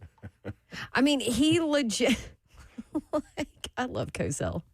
But that's Cosell. Like, he's just going to tell you what he sees on the film. And I he's don't like, like yeah, it. I didn't like his tape. I didn't like his film at all. Basically, it was terrible. I get that every time. He was undrafted, right? Should have been. Yeah. Still might be better than Austin Decky was. Dang. Tony texted me. He's like, man, Cosell. I mean, he was just blunt. So here is the quarterback position. Brock Purdy will not play. Also, Brock Purdy, second favorite to lead the league in interceptions this year. Really? Yeah. Who's the first? Who's the favorite? The favorite is the guy who led the NFL in interceptions last year and just threw 3 in a joint practice yesterday, Geno Smith, New York Jets. That's good. Geno had that year, man, and then just said, forget everything. He threw 17 picks last year. Yeah, I showed y'all I could be good now. Enough is enough. Made money. Yeah, made a bankroll. Yeah. Starting job, let me get on that. So Brock Purdy, who won't play. Mac Jones is the backup. Curtis Rourke. Mac ain't bad, though, dog. No, he's not bad. I don't know how much run he'll get, but Mac Jones? yeah. Yeah. I think they kind of know what he is, right? Yeah. Curtis Rourke. I have no idea who that is. I want to say that sounds like a Purdue kind of name. No, I covered him. Where did he play? Oh, Indiana. Indiana, yeah. Oh, wow. Before. That's real. And sorry, he was he was James Madison quarterback with Signetti? Signetti before and that. then went to Indiana. Yep. And then Signetti just kept recruiting transfers around him. Basically. It's fascinating to. We got, what's the name? The running back for, San Francisco, Jordan James. Jordan James from here. Mm-hmm. Record holder at Gallatin, right? Oakland. Oakland, yeah. Who was the guy at Gallatin? He's in the league, too. Momo James.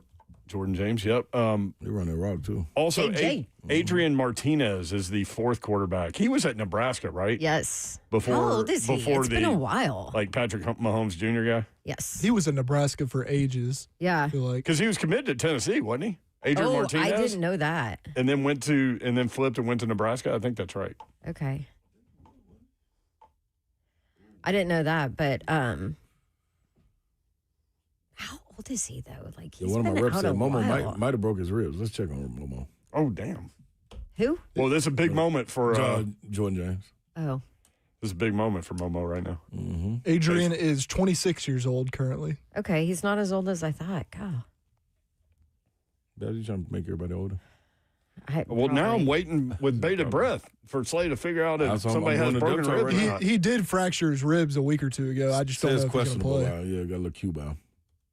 A little Q? Yeah, a little Q.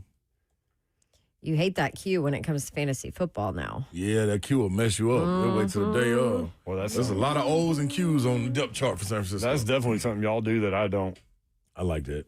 I don't do fantasy football. I used to, but I thought you did because you were like Thatcher's ringer. She was on auto, though. Oh, we do the family league where I never set my lineup. I know, and Thatcher loves that. Yeah, I know, because he always beats me. It's like 3 automatic wins. Got to do best ball, Dawn. I don't even know. Do you know how much time I have for that? None. All you got to do is draft a team. Have you heard the stories that she has at her house? I'm like, I can't. I used to play all the time, but I'm so competitive. Like, if I'm going to play, I want to win. And it just takes so much time. And then I'm up at like 5 a.m. on Sundays trying to figure out. Ugh, no. Can't do it. Adrian Martinez ended up at Kansas State now that I'm looking at his recruiting profile. That's right. He did. He was with Self was still there. He was forgot about that. He was at Nebraska. He was at Kansas State. He was committed to Tennessee. And I didn't realize that he was ever committed to Tennessee. Yeah, that was a Butch Jones thing. Okay, yeah. There you go. If I remember correctly. Butch will get him in there. He will. Let's go ahead and, since the Lee Company countdown to kickoff is set to begin here in a few minutes, the 3HL bingo card, I don't measure, I'm a drinker. Yeah, that had to be Slay. Yeah, that came out kind of wrong. He was talking about his Sudafed intake. Yeah. Oh, jeez. That makes it worse, actually. I think the very next sentence was, I woke up drunk. That was a little woozy. They need to eat gunpowder. That was Savage talking about the offensive lineman. It's not a sniper situation. It's more of a spray type deal. That was you. Definitely me. We appreciate you listening. Thank you for including us in your day and in your lives. We do not take that for granted, nor do we take that lightly. Hopefully we were able to put a smile on your face at some point. 3HL is organized chaos. We're not going anywhere. Lee Company countdown to kickoff coming up next. Tighten up. No, see you. See ya. We wouldn't be here unless you get a shout out to us doing the show again. We'll be right back. But what the hell? 3HL. That's it.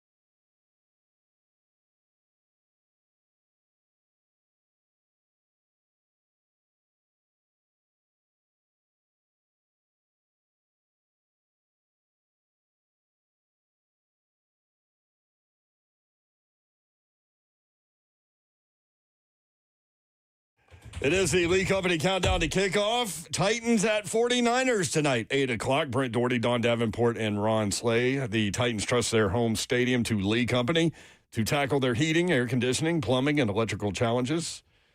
And they can protect your home, too. Your next play, visit LeeCompany.com. Lee Company, all you need.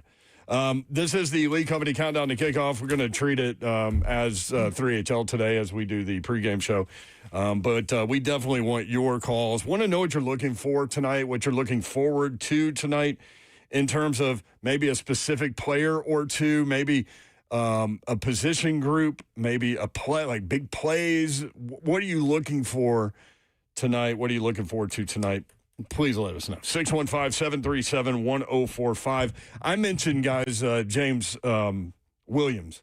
Stacking practices, been consistent out there. Looks like the game has slowed down for him, and I'm anxious to see that spill over into a preseason game. Also, the rookie linebacker, Ant Hill, because I think there's a scenario where you probably want to see those two guys as starters down the road alongside Cedric Gray. So that's one position group and a couple players I'm looking forward to seeing tonight. Yes, and when you look at that defense, let's just stay right there.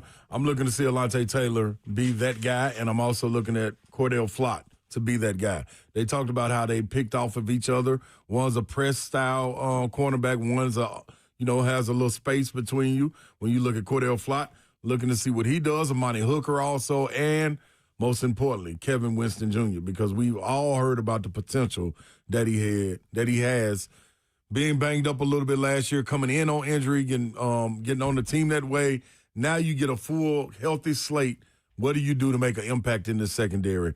And then when they go nickel, Marcus Harris, what are you going to be able to do against these guys in the slot? That one's sliding under the radar a little bit, but talking to people over there, they're counting on him to be their nickel back. So I'm with you on that. That's a great point. Got to be that guy. Babs, you're going more offense? Cam Ward, Carnell Tate. Hello. Love it. Inevitable. That is what I want to see. I want to see the connection. We've seen bits and pieces of it where I feel like the chemistry is there, that they have something going on and have a good feel for each other. So I want to see it in a game against the number twos for San Francisco. So hopefully they can get some things done. And then obviously offensive line, what does it look like? Saleh said this week, hey, we're pretty solidified on what we know we have on that line, except maybe at that right guard spot. And let's see what Carmona can do with that group if he gets the first go at it and what that looks like. Like that, to me, that's the biggest question mark on this team right now is that offensive line. And so this is our first chance to really see it in live action. Yeah. You gotta what does love it that. look like? As a player, be able to walk in and say, man, I get an opportunity to go solidify myself. And the writing's on the wall. It ain't no guessing or assuming. That spot's open. You get the opportunity to go out there and show what you can do on tape with other guys that are around you that are pretty much solidified that got experience. Sloatman, you know what it is. Peter Skoronski. You got guys you can lean on, and you got a healthy J.C. Latham next to you. So communication is key. It's different if they was walking out of there 2 years ago when we didn't know what the tackles were going to be. You had a new center, a guy coming in trying to recover off of Achilles. Like, you had so much going on.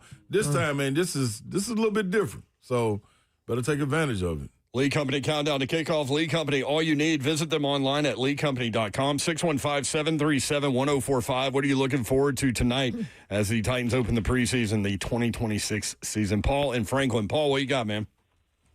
Hey, what's up? How y'all doing? Good, Paul. Paul, what's up, Paul? What's up? Oh, Lord. Well, I'm thinking to tell it like it is. Here we go. Okay. I'm just looking for us to be competitive, knock a little head, be tough, be physical, and play Titan football. That's all I'm looking for. Yeah. That's all I'm looking for. Look, what I want to say this. I know it don't feel like football weather right now. It is 100 degrees. It is hot. It's 2 steps, and you know where we come from. But I'm just going to say this. It's a signal. Football is back. Cooler weather's coming. Look, the best time is coming because it's going to be football time in Tennessee again, baby. We're going to be with our families. We're going to cook out. We're going to drink beer. We're going to eat. We're going to have mixed drinks. And we're going to watch some football, baby. It's back. God bless y'all. Go Vols and tighten up. Yes, sir. I love it, Paul. There you go. Great I like energy. the energy. That's a good game day, opening game energy. Yes, sir. It is 98 degrees in Nashville. Feels like 108 right now. God, and thank goodness they're not playing here. No, they are playing in Santa Clara, California, where it is 75 degrees, and it feels like 75 degrees. That's fall football weather. 615-737-1045. What do you want to see tonight? What are you excited about? Drew in McMinnville. Drew, what's up? What's up, y'all? Hey, I'm going to channel my inner John Ward. It's football time in Tennessee, baby. Love it, brother. What I really want to see is the Titans went out and got chain movers in the offseason. I want to see Cam Ward move the chains. I want to see some third downs get converted, especially going against the twos for San Francisco. I really want to see some third downs get converted, and I want to see if James Williams can convert practice into the game. I want to see if he keeps carrying that momentum into the game and see if it translates. I'm going to hang up, man. Y'all have a great day. Football time in Tennessee, baby. We're back. Thank you, Drew. Appreciate you, man. 615-737-1045. Let us know what you're looking forward to tonight, maybe from a player, position, group, result. Yeah. Maybe you want the result, even though it's preseason. Yeah. I think one of the things that I'm not worried about the result. No, I'm with you. I'm looking for positive. Give me all positive. I know what to take away from. I know how to filter through it. Another thing we ain't talked about either is those running backs. Yep. You know what I'm saying? And there's a bunch of people in our chat that want to see Singleton. I want to see why they wouldn't. You want to see Singleton. Yeah, I want to see why I'm they just going to wouldn't. go ahead.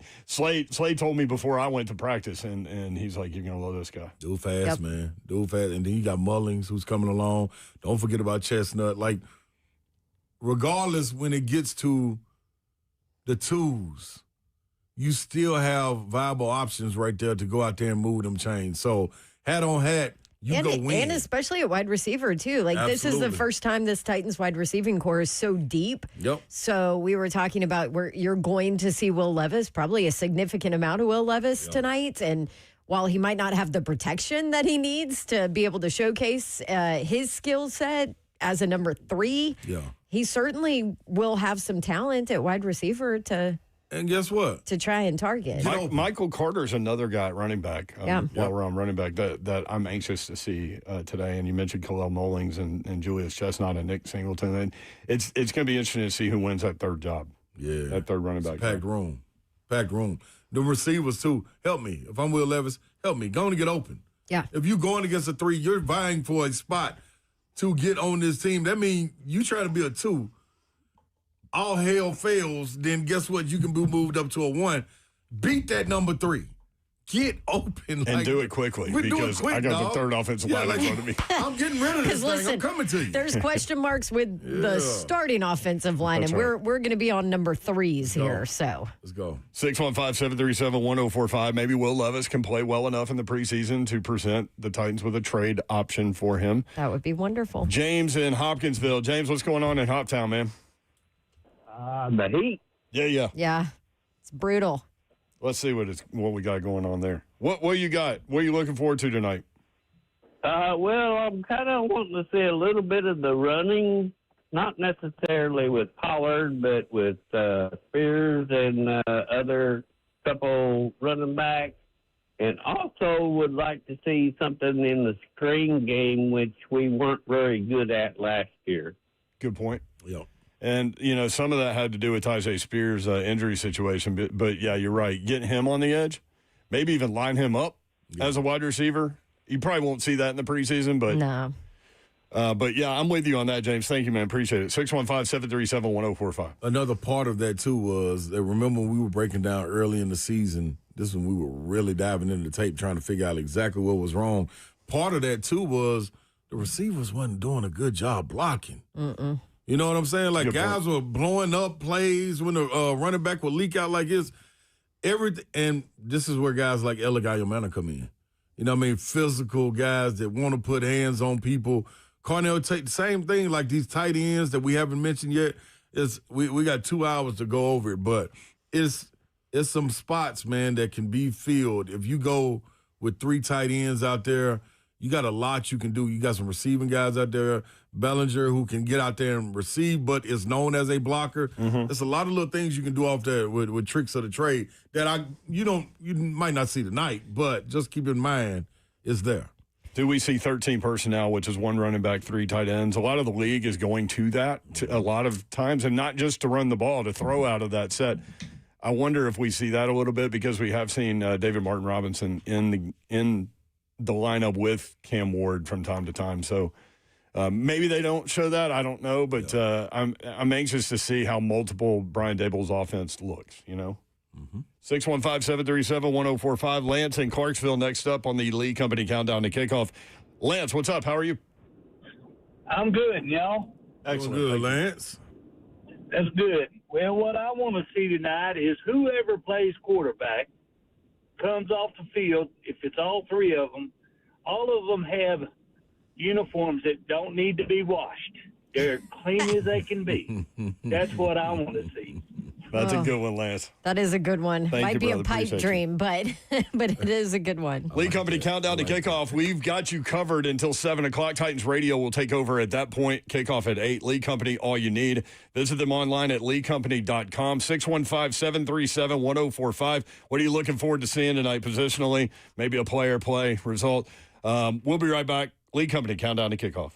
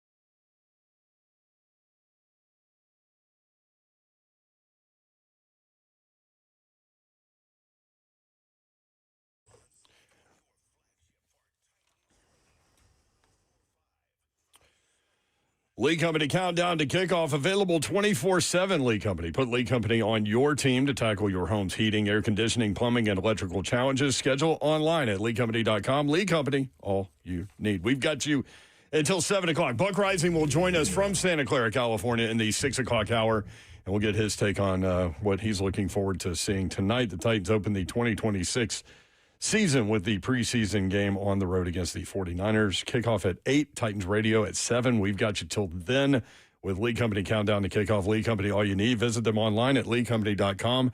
Kind of rolling through your phone calls. Want to get your take on what you're looking forward to seeing tonight. Maybe a player, a play, position group. Let us know. 615-737-1045. Lorenzo up next. Lorenzo, you in a benzo? Yeah, I guess so, man. Well,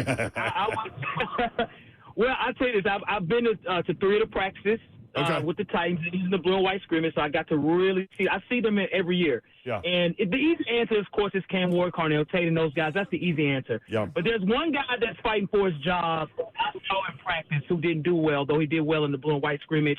And I need him to step it up against the 49ers, and that's Joey Slye, the kicker, man. Joey Slye, I don't think people Slye. The kicking game is so important for a team, especially from last year, that didn't score a lot of points. We need as many points as we can. So I'm interested to see what Joey Slye is going to do. It's real for him. You know what I mean? When he's on the field, there is no preseason for him. It's real for him. So I'm interested to see Joey Slye for sure. Thank you for bringing that up, Lorenzo. Appreciate you, man. Well, word is that he was pretty good in San Francisco. Because he struggled. He struggled, but like at the joint practice, he was good. He was back. Well, whatever. He was good. So you feel trying to get back. You trying to get back to what he's. Yeah. You feel good about Joey Slye at kicker? No. Okay. But I mean, I don't feel bad about Joey Slye at kicker, but also it's not like there's any competition or anyone behind him to push him. So. There we are. They brought a few in over the weekend before they left, but he's. But they didn't end up signing any of them, right? Nope. He was 11th in the NFL in field goals made, but he was at 80% last season, Joey Slye. And I'm trying to see where the 80% put him. 30th in the NFL. Wow. So definitely need some consistency there. Probably need a guy in camp to battle him. You know what I mean? And push. Probably work. 615-737-1045. Tom in South Carolina. Tom, what's up, man? Hey, y'all. Hey, man. Hi, how's South Carolina? Here in South Carolina, right? Not so far from Clemson, the upstate, as they say. Okay. Is it hot there? Titans fan. I'm geeky about the game tonight, right? Aren't you guys, right? Absolutely. Geeky about the game tonight. Whoa. Okay. I didn't hang up. I did not snipe him. That wasn't me. I promise. I think that was a South Carolina thing right there. Huh. Maybe it's hot as Hades there, too. Yeah, payback for Hendon Hooker. I don't know. 615-737-1045. All right, call back, brother. John we lost you. Yeah, John in Lebanon. John, what you got, man? I got 2 things for you. Is Hendon Hooker going to play? And I want to see how our defense is going to look beyond the D-line. I got you. Hendon Hooker, not sure on that one. Definitely could, but it may be a situation where they just give Levis the whole second half. I don't know. That is an interesting point, John. Thank you very much. He wants to see the defense, not the defensive line. What's behind it, and that's what Slade's been preaching. Yep, cornerback is a position. You want linebacker position. He wants secondary. Yep. Because what makes it nasty though is what this front line does. So we off that. We understand what they're supposed to be: long, rangy, hands on balls, matching hands, all of that to tip balls, getting the quarterback off his spot to rush. For example, what Bully was talking about yesterday was a perfect example. When he called out when they lined up, Wan'Dale Robinson was supposed to be running a dig. The linebacker was there. Wan'Dale Robinson sat down. He didn't explain further the reason Carnell Tate wasn't able to get to him was because Johnson, long and athletic, got Cam Ward off his mark. So he had to roll to the right. When he rolled to the right, Wan'Dale drifted with him. By this time, Amani Hooker saw it, and this is one of those plays when Cam threw back across his body, and Amani Hooker picked it off, took it back for 6. So it's those plays right there that you want them to be disruptive. You do enough, it got to go hand in hand. We always hear about that. That's a marriage. The pass rush and coverage is a marriage. So in order to see this defense be nasty, you finally got depth on the back end of it. It's got to show. Well, they were divorced last year. No, separated. That was. I don't know what that was, y'all. That was a little. I don't know. Daryl answering the question got away from it. on YouTube. He says, players. Here's what he wants to see. Touchdown on the opening drive. Score more than our average of 17 points last season. Yeah. Force 2 turnovers. Don't give up our average of 28 points on defense last season. And he wants to see he said, I'm predicting Calvin Ridley will be the sneaky leading receiver tonight. How much are we going to see of Calvin Ridley? That's what I want to know, too. See, this is the other part. I'm good if he leaves before the rest of the starters. But it's so many weapons out there. Like, I can't base it off of Calvin Ridley. You know what I mean? He got 2 catches, or he only got 2 targets, or maybe he had 0 targets. Because you got Cornell Tate, Wan'Dale Robinson, and Gunnar Ham, and a back there to catch out the backfield. Like, it's bad. This bad boy should be spread everywhere. I think it's going to be Pollard spread. and Tajay. Yeah, I think it's going to be spread week to week. Yeah. Like, you know, like what did Bully say yesterday? People want to anoint somebody a number 1 receiver. He goes, it's not important. I'm telling you. Spread it out. Yeah. And be able to spread it out where everybody looks like a number 1. 615-737-1045. Johnny is headed to the game. Johnny, what's up? Oh, fun. What's up, guys? I'm making some noise for the Titans right now.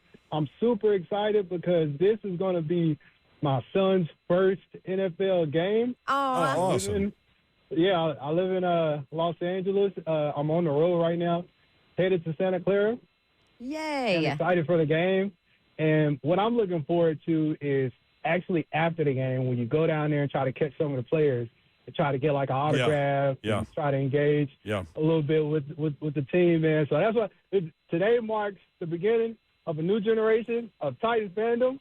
So give it up one time for my son, Justice, and we're looking forward to it. I'll hang up and listen to you guys. Before you hang up, are you on the Pacific Coast Highway by chance? I am not, but I've done that drive before. It is a beautiful drive, but I'm on the 5. It takes longer than the 5, I haven't done it. I just was curious. The 5. The 5, yeah. Babs and Slay will be on the 65 here in a little bit. That's right. Hey, shout out to Justin. Have fun, y'all. Thank you so much. All right, appreciate you, Shout out, John. little Justin. How about that?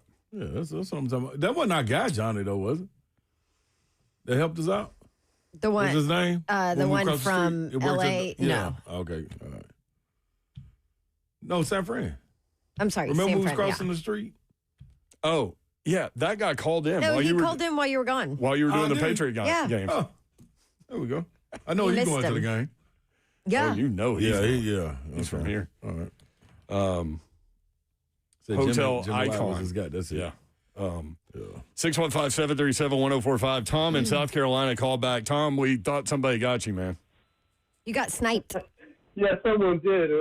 My daughter. But that's a different story. Hey, look, I wanted to give you guys an on-the-radar and an off-the-radar player that are moving for tonight, all right? Okay, do it. The on-the-radar player, Tajay Spears. Okay. Contract year, superstar, pass catchers. Slade just mentioned weapons. Well, there's your weapon right there. And on defense, it's an off-the-radar player, Jalen Harrell. How come we haven't talked about him very much? Great question. He was our best edge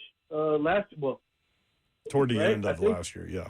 Towards the end, yes, sir. But let's build on that. And now we have an off-the-radar player blossoming. Hey, I appreciate you guys. I listen to you every day.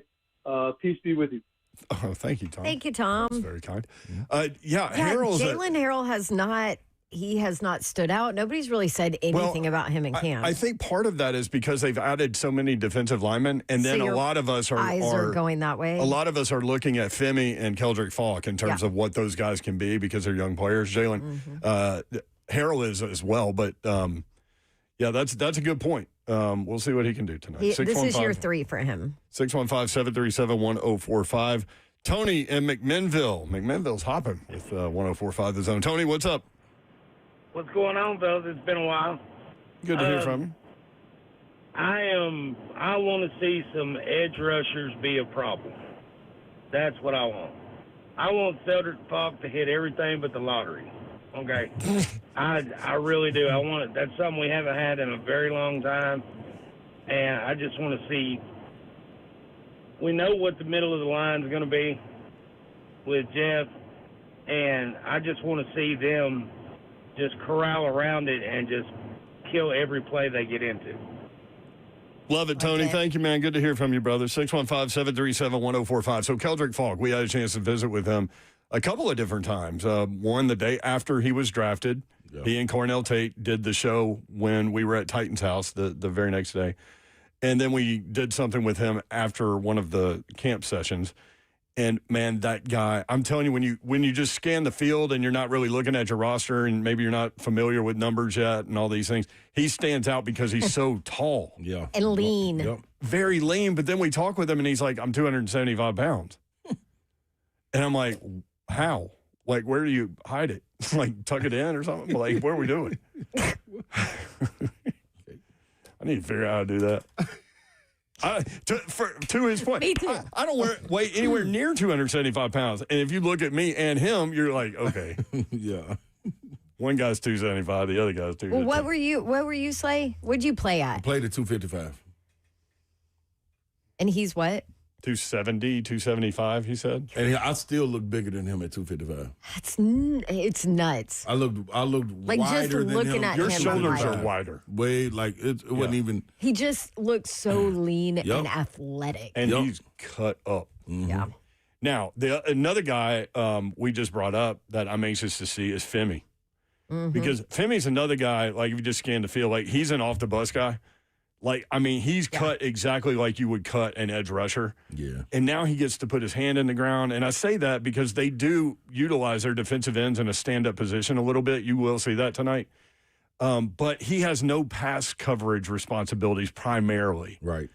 Robert Saleh even joked after one of the practice sessions. He said, if I drop a defensive lineman into coverage more than like 2 times this year, my assistant coaches are going to tear this building apart. So I think that's good for a young player to get him back to his customary position, and that's going after the quarterback. Mm-hmm. And that's his concern. Set the edge, get after the quarterback. There you go. Think less. Yeah.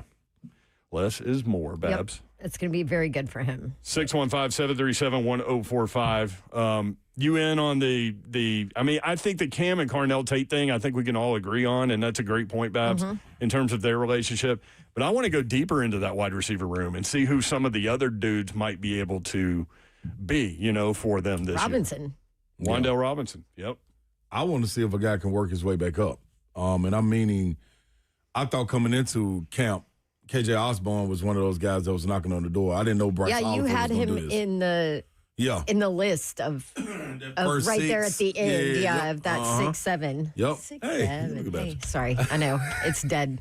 It's dead. School's back. No, it's not. It's back alive. That's right. Hey, but Bryce Oliver, I thought, has emerged like crazy. Chim he's had his days. I mean, you know what to expect from him and Eligayamana. But Bryce Oliver, I didn't never count him out, but I thought the veteran in KJ Osborne will kind of push him. And it seems like Bryce Oliver running away with it right now.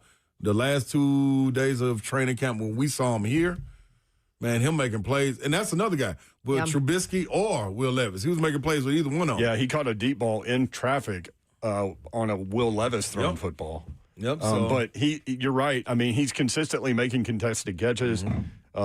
We talked about a battle for that 6th wide receiver position, but he's solidly in it right now, I think. So there will be a competitive situation there. We'll see if it can continue into the preseason games. Let's throw this in there for the live play and things that matter. The special teams, the guys like Hank Beatty, just KJ Osborne want to do that because we know Bryce Oliver's right there in that spot. You know what I'm saying? Like they say he's the gunner that everybody wants to be a gunner. We were told best gunner in the NFL. So that'll be hard to unseat. Yeah, and I'm pretty sure if it came down to it and it was a line that you needed somebody to stand on, you wouldn't want anybody else on your side other than Bones standing on that table saying, hey, man, I need this guy. You know what I mean? So if you can do enough offensively, yeah, and you can get this guy on special teams, Bones will get you. Yeah, come on. You want that. You know what I mean? He know what it looks like. I mean, shoot, look at Chim DK. I mean, come on, dog. And I don't know if we want DK back there no more. What an impact Bones has had. Dramatically different on special teams all the way having around. people hurt to Night and day. Pro Bowlers. 615-737-1045. Michael is in Lynchburg. Michael, what's up, man? Oh, we love Lynchburg. Hey, how's it going? Yes, we did. What's up, Michael? We had a fun day in Lynchburg not too long ago. Yes, we did. Another kind of family day. It's hard not to. Yeah. The thing I'm most interested in seeing tonight, not necessarily people, I'm interested in seeing like good, like positional, like eye discipline and people not missing assignments. Even if there's runs or even if there's passes completed, were those guys in the right place and not getting fooled? Mm-hmm. I just think that's the biggest thing going forward. And then special teams, like I was just talking about, like that's going to win football games. That's going to win close football games with special teams. Great point, Michael. Thank you, man. 615-737-1045. Discipline, penalties, none of those. No pre-snap crap. Mm-hmm. Pre-snap crap. That's rhymes. That's what it's been. Because that is what it's been. Last preseason, wasn't there a ton of it? Yes. That's 8 million penalties. It's a tough way to label the offense. Mm-hmm. Pre-snap crap. I mean, the very first day of training camp, the offense started with 2 false starts. Yeah. And I thought Big Jeff was going to come on, assassinate everyone on the offensive side of the football. Yeah. That's a good way to put it. Like, look, man, we're trying to get reps in here, and y'all can't even snap the ball on time. Let's go. Yeah, Big Jeff, you make us nervous. You can Right. Be cool. That would make me nervous Be nowadays. cool on the other side. Dan. Give us a chance. We can. You can watch the show live still on YouTube, Facebook Live, Twitter, and Twitch. Twitch, please. Mr. OJ with a great point. Imagine Slay at 6'8", 255 coming down on a fast break straight at your face. Oh yeah, and I'm looking for all contact. All of it. Mm-hmm.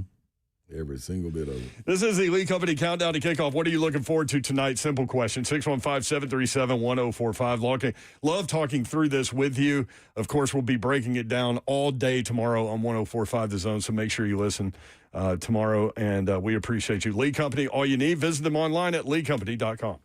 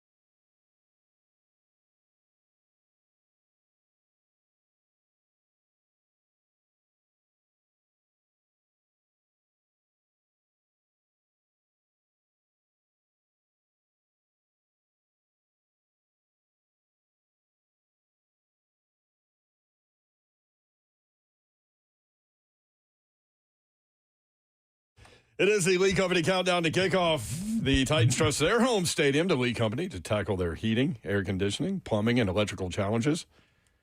And they can protect your home, too. Your next play, visit LeeCompany.com. Lee Company, all you need. All you need. Simple question today. As we are 2 hours and 14 minutes and change away from the Titans preseason opener against the 49ers on the road. 8 o'clock, the kickoff. Titans radio coverage begins in about an hour and 14 minutes. We've got you until then. Lee Company, countdown to kickoff. Lee Company, all you need. Visit them online at LeeCompany.com. Simple question. What are you looking forward to tonight? Player, position, result? Clean play. And you know what's and Babs called it at the beginning. When we started this question, Babs said, people are going to have all kinds of things on this. They should. Well, we started the question, and all three of us have something different. And we hadn't even talked about it. So 615-737-1045. G-Money next up. What up, G-Money? G-Money. Man, buddy, dude, long time. Listen, I'm still locked in with y'all. Just don't call me trying to get a little other folks a little time before the season start up. But what I want to see tonight, I want to see a shop vac. I want to see some Pine Sol, a little Fabuloso, a mop, a bucket. I want some rags because I want to clean all of this up so we don't have another season of what? Dumpster juice. I'm tired of I don't give a damn what position. I just don't want to see no dumpster juice. You know what's funny about that, G-Money? You coined that phrase on this show a long time ago. Mm-hmm. Yes, sir. Yes, sir. Listen. Fabuloso. I really hope our quarterbacks go off so that we can trade one of them. I know that's highly unlikely. I would love to see the Mayo man get up out of here. But, listen, I want all of them to do good. Just make it clean, make it fun, so that it give us hope going into this season. Because I'm telling you, man, I'm tired of smelling dumpster juice. I'm tired of looking at dumpster juice. We don't want no dumpster juice. Man, that's all I got. Y'all be good.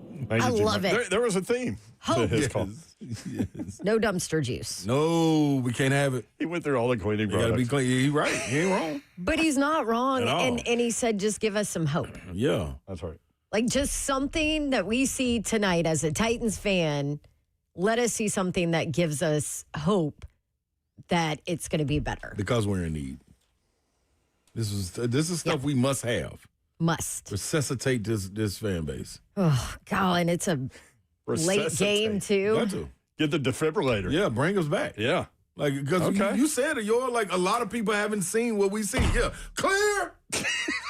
Like, let's roll. Mm-hmm. A lot of people ain't seen what we've been able to see going at practice. So you just got to take the words and kind of, piece it all together and say, oh, okay, this will be. No, well, you get to see tonight.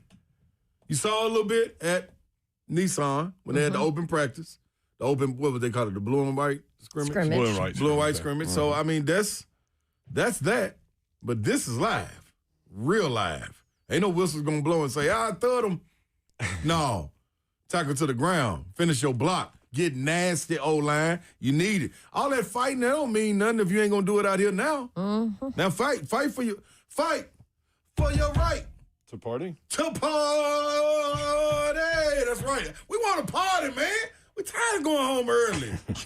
We want to stay up all night, man. We get home early on Sundays. And we do have to stay up all night with this late kick. The fan base needs the hope feeling that they have right now to extend a lot further into the season than it has the last couple of years. Man, you know it.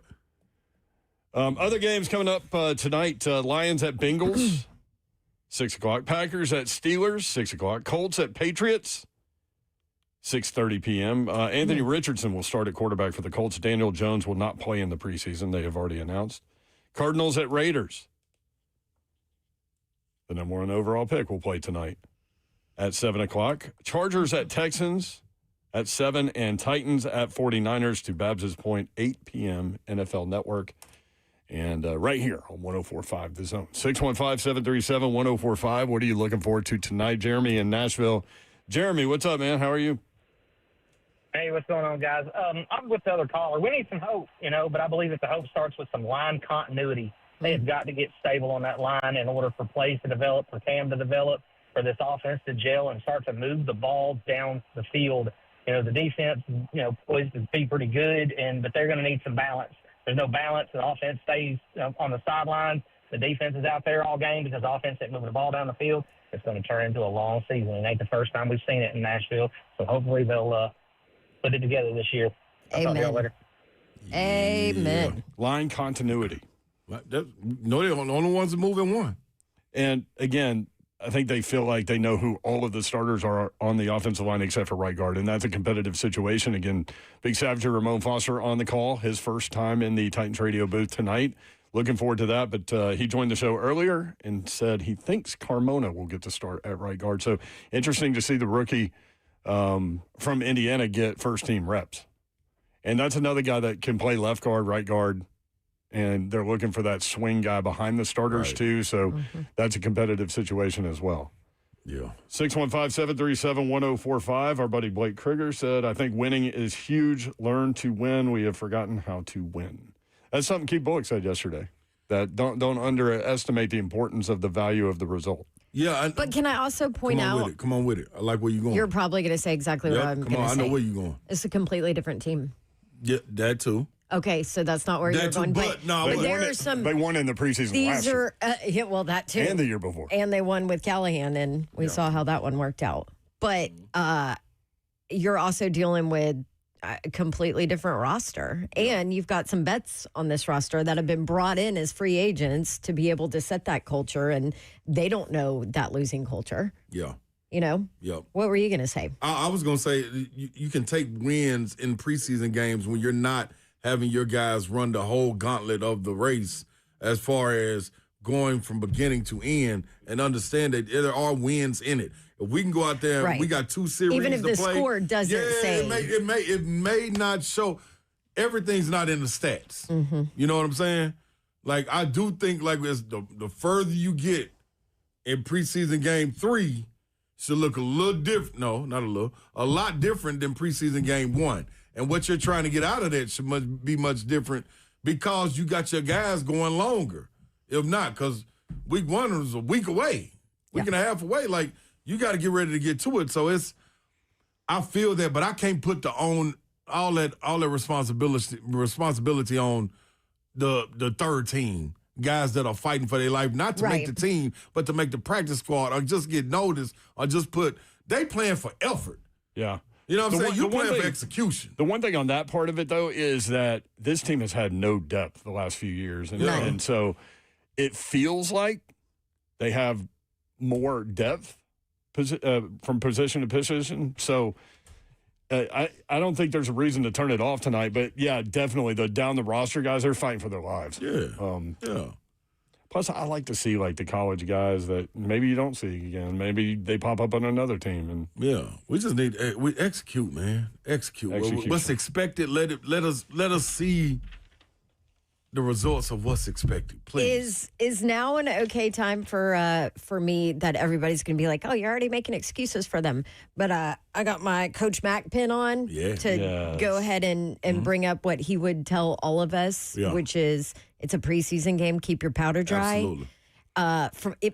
In both directions. Yep. If it looks amazing early on, keep your powder dry, because that doesn't mean it's going to look like that, come season time. But then on the other hand, if it is an absolute debacle, keep your powder dry, because this is a brand new offensive staff, a brand new offensive system. They're not doing a whole lot. It's going to be vanilla. They're not scheming anything. They're not scheming anything. But neither are the 49ers. So, they're also playing against their twos, so that does add into it. Let me present this to you, Babs, though. What's the reaction tomorrow if the Titans lose 31-0? Oh, God. The city will burn. Same old Titans. Now for me, where did that 31 come from? Does it come in the fourth quarter where it was a punt ran back? Okay. You know what I mean? It was a blown coverage. What are the circumstances around Will it? Levis accidentally fumbles, or is a snapped over his head? There's no way See what I'm saying? in hell that the San Francisco Twos are putting up that many points against Big Jeff. There ain't no goose head. And that defense. There's just no way. There's no way. Matter of fact, I'm with Babs. I'm going out there. They're not scoring on the first team D. Yeah, there's just no way. San Fran's not scoring on the first team unless they get a big return. Now, they did in joint practice. There were mixed results. I ain't even listening to that. Okay. Give me what's out there. I know Brock Purdy had success in the joint practice, and he's not playing is one thing. But that Correct. Titans fan, I just want to see the Titans have an identity, establish the run, pass to mix it up, stop the run, limit the big plays, lay the smack down. Love it. League Company countdown to kickoff. We're with you until 7 o'clock. Buck Rising will join us in just a little bit from Santa Clara. Can I give a shout out real quick? Shout out presented by your mom and them. Give a shout out to my guy, man, John Street, man. Hey, happy birthday, Street. Y'all go by there and holler at my guy, man. Much, much love, brother. Enjoy your day. There you go. Happy birthday. Yeah. John Street. You get a Titans preseason game on your birthday. Let's There go. You need nice clothes for an event. Go see John. He'll hook you up. League Company, me as well. countdown to kickoff. More coming up next. We've got you till 7 o'clock. League Company, all you need. Visit them online at leaguecompany.com. What are you looking forward to tonight? 615-737-1045.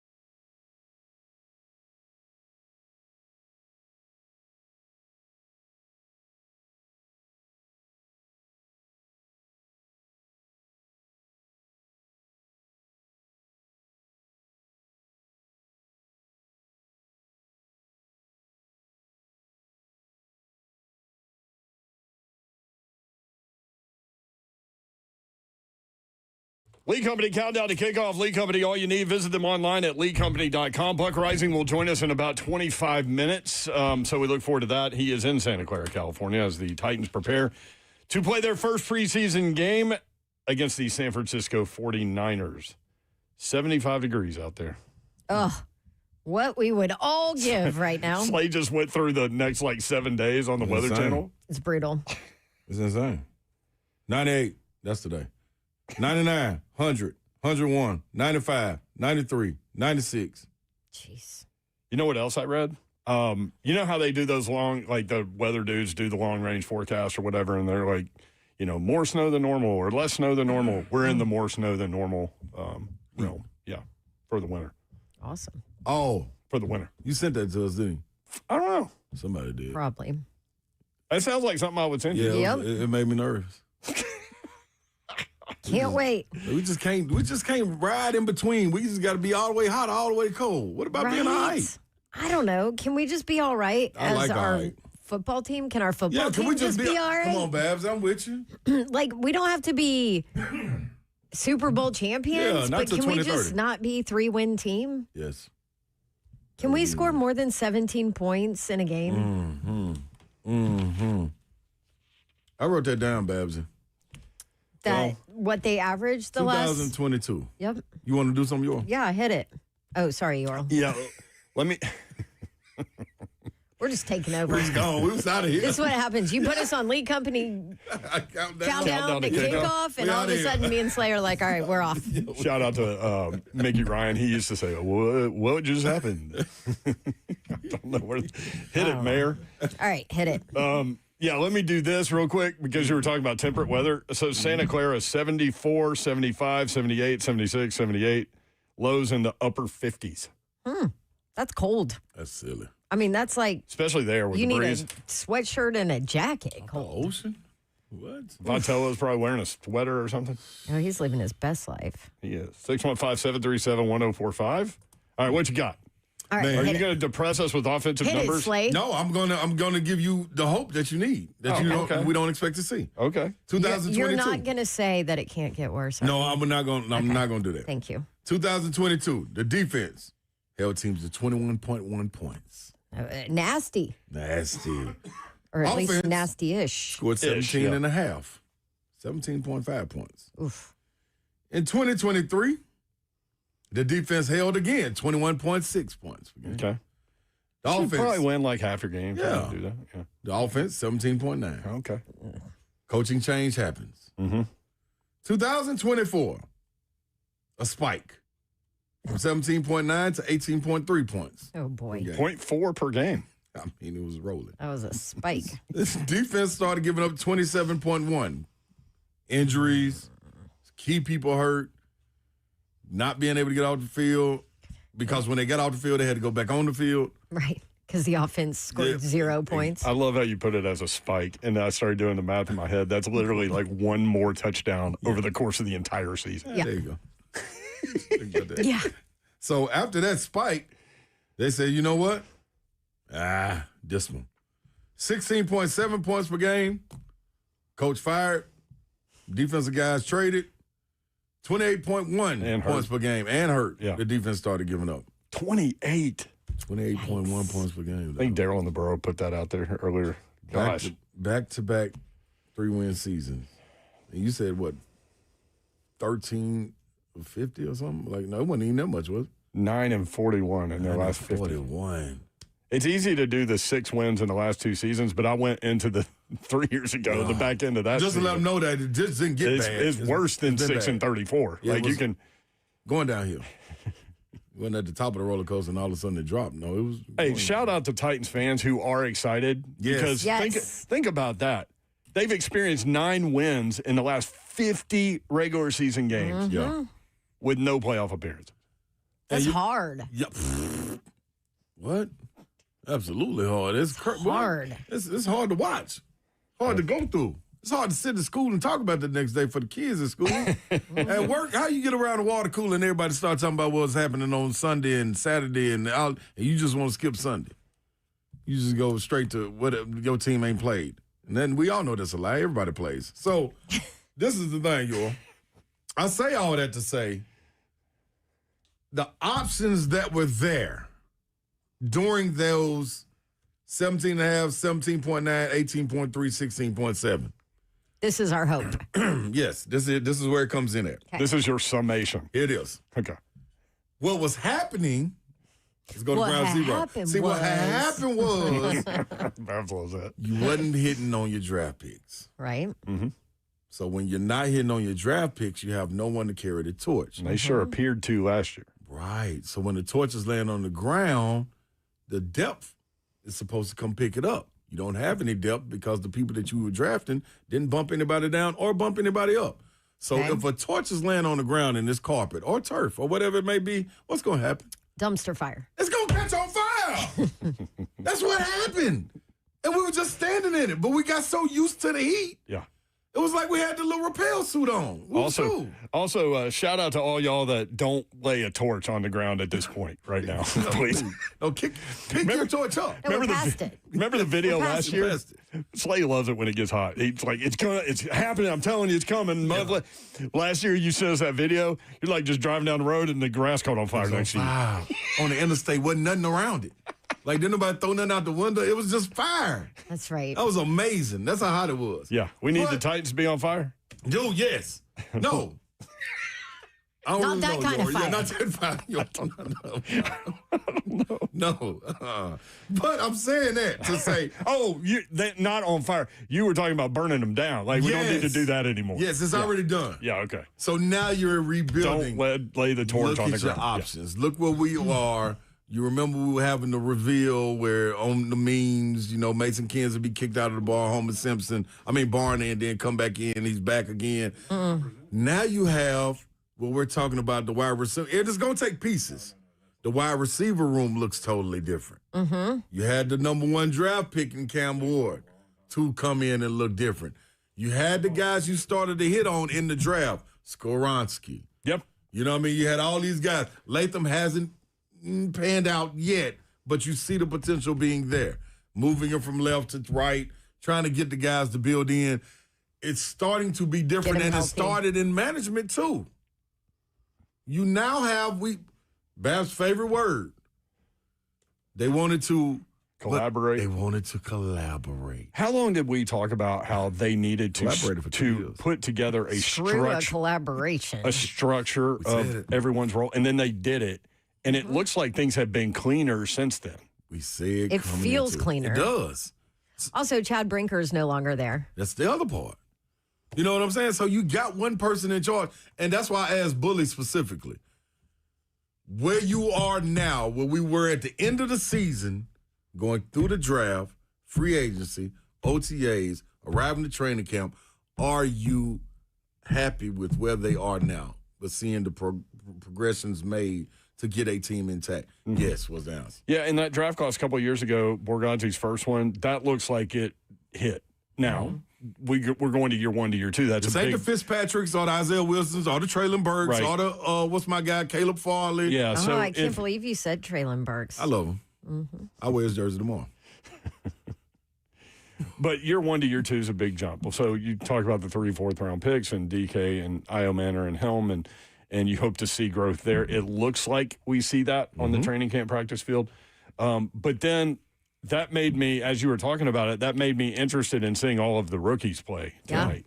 Ant Hill. To see that draft class. Keldrick Falk. Carnell Tate, of course. All of those guys. Singleton. Singleton. Even the deeper guys down the list. Fernando Carmona. who might get the first go at the right side. Because if Borganti put 2 draft classes together consecutively, that's what sends you. And you used to say that all the time. That you used to say, we're not a year away. He goes, we didn't get here overnight. No. So you need to stack classes, and that definitely would be huge. Listen, we all got to see those workouts where the running backs like Adrian Peterson, when he was recovering from his ACL, would be in the swimming pool and jump out of the swimming pool onto ground. That's ridiculous. That's not happening for us in the hole that we were in. That's what I'm telling you. The Titans did not have a way to jump out of the hole onto the level ground. You had to build. Now you're building, and guess what? It's going to be good. So there's your hope. That's all I'm saying. That's the hope that I'm trying to get to. Your hope is right there in front of you. You've seen it. Draft classes being hit on. Draft classes increase your depth. Now, when you go into free agency, you can make splashes because you're not depending on your free agent who you're getting that may be there for 2 or 3 years, maybe, to be able to get your team and carry you. You don't need them to carry you. We need you to get us over the hump. Give us that little speed burst. That's all we're looking for, a little turbo. 615-737-1045. Speaking of turbo, I wonder what happened to him. He used to call the show all the time. Was a very entertaining caller. I thought you were talking about from breaking. And he used to try to break. He called the show all the like OG 3HL people remember this guy, but Turbo would call in and try to break news, and it got to the point where we just called him the Turbo Sports Network. TSN. Yeah. Anyway, we need Turbo. There you go. 615-737-1045. I want to go back to the point that Greg Cosell made, too, is he said he's told that, and we've heard this from other people, that the joint practice session actually more important to the coaches and more helpful in determining, players and what they're doing and all those things than the preseason game. Yeah. We focus in on the preseason game, and what's valuable for us doing what we do as a part of the 3HL family, because we're all in this together, it's beneficial for you guys now can watch this. Mm-hmm. And so now you have eyes on it. It's not just us telling you what we see. And so tomorrow will be fun to get your evaluation as you call into the station all day long. And when you're getting the opportunity to watch, this is something that we talk about. Coaches, Bully talked about it, Cosell talked about it, Savage says all the time, these coaches are friends. So when they go and talk to each other, I remember playing overseas in the professional ranks, and we would have the friendly matches, which are the same thing as joint scrimmages, friendly match. And the coaches would be like, they would talk, and I'd be like, dude, why y'all doubling every play in a joint? I mean, not in a joint practice, in a friendly? Like, what are you doing? Coach told us to do it because our coach said, send a double team at him. He hasn't seen a double team. He's scoring the ball well enough. Send something at him that he hasn't seen so we can prepare for it. So we can go back and show him on film so the other guys around me can react the way they're supposed to, too. Well, so it's for that, too. That leads me down the path. Remember Cam Ward after the joint practice session? He said that he was having to check it down a lot because San Francisco was playing deep with the back end of their secondary. Guaranteed Sala wanted to see that. Yeah. So that's probably a conversation that they had. Look, man, play cover 2, which is, corners, roll up, safeties on the outside, middle linebacker in the middle of the field. Let's do that. Keep everything in front of him and so where he doesn't have the hero ball home run shot every time. Make him make the mature quarterback play. Now the thing is, you got to be able to translate that when the lights cut on, because it's one thing to do it in practice or a controlled situation, but now you don't know what's coming or you got in a rhythm of it, and all of a sudden it's sparked on you, it's sprung on you. How do you respond there and trust your teammates? Cam Ward has said multiple times this preseason camp during his availability, he has talked multiple times about taking what the defense gives him. Like that is something that he is focused on. That's something that they've talked to him about. And I think the other big part of that is you have the pieces there that can help you do that. Yeah. I mean, we talk about this tight end room. You talk about getting Tajay Spears in the passing game. You talk about Wan'Dale Robinson, who is my favorite addition from free agency to this roster. So it's going to be interesting to see what we actually see tonight. Yeah, Cam did talk after practice about one specific play that we saw at practice, and I was like, that might have been the best play for him. And he has these deep ball touchdowns and all, the 65 yards in the air throw to Carnell Tate for the touchdown. But there was a play, he talked about it too. He said he tried to push the corner deeper with his eyes, and he didn't go, so he put it underneath. Yeah. So those are the things where maybe it's slowing down a little bit for him. Good. And, he was much better the second half of the season. I don't want to, dog him, but it's needed. Yeah, it's needed. League Company countdown to kickoff 615-737-1045. One position group we haven't talked about, and a lot of people in the chat are talking about, they want to see what the tight end position is and how it's utilized. So don't know how much Ryan Gunnar Helm will get, but he has been, they say over there, noticeably better this year than he was last year, and I thought he was fine for a first-year guy. But don't know how much run he'll get. But Daniel Bellinger coming over. I like him. I've liked him in camp. I like him. Kylan Granson, Jaron Kennick, David Martin Robinson, Joel Wilson, all the tight ends on the roster. So we'll see what they do position-wise with those guys and what that looks like from the passing game perspective. And, there are guys that are known as, pass catcher first. Okay, how do they run block? Because, they're being challenged for that. Maybe a guy's a run block guy. Daniel Bellinger, for example. Can he be included in the passing game a little bit more than we thought when he came over? I think that's a good one, too. 615-737-1045 at 3HL1045. What do you think the talking points are going to be tomorrow? I mean, it's probably hard to answer that question just based on result and how things go. But big picture-wise, once we get to see these guys and everybody gets to see these guys, what do you think we'll be talking about tomorrow? What Cam did in his reps, I guess, is the I think that right there is no question about it. Mine would be the start. We've been hearing for the last 2 years the lethargic start that they usually give, and we've heard this from both sides of the ball. Whether that be, we heard it from Skoronski after he signed his deal. They had a couple of interviews with him, and he was like, "Man, what can we change this year? We want to come out and hit guys in the mouth." And you hear the same thing from Big Jeff. I think that's a good one. I think start, that right there, the start, and it's regardless of who you set play. the tone. Yeah, you got to. Like we would, like 2 years ago, that's what we were impressed with when Callahan got hired. We were saying, man, the script, if we can just keep the script going, they look good in the opening drives, the first 2 series, but when they get away from the script, what do they look like? Then last year happened. So it's on both sides of the ball, how can you come out and start fast? Not gamble, but start fast and execute like that, fast and violent. I think that's that is the motto. Carnell tell you so the other day. Yep, be that. Yeah. Be that. Yes, by the way, they were talking in the chat. Oh, don't put Tate out there. Fred Warner hasn't been fed in 2 weeks. Fred Warner ain't playing. So don't worry. Don't worry. They're good there. Yes. Breaking news from Adam Schefter as well, by the way. Cornerback Terrion Arnold has signed with the Seattle Seahawks. Oh, yeah. Super Bowl champ can take a risk. Former first-round pick. What does he have, like a dozen felonies on up against him here? They showed a little bit of that on Hard Knocks. They this did. week's episode, which I thought was cool because you don't see stuff like that. You don't, and they show. I mean, the GM was talking about bringing him in, They right? showed like a few clips from his tryout on Monday. Yeah. I'm glad you mentioned Hard Knocks. I completely forgot that was already going on. They've been doing a real good job with it. What are we, 2 weeks in on that? Yep. Okay.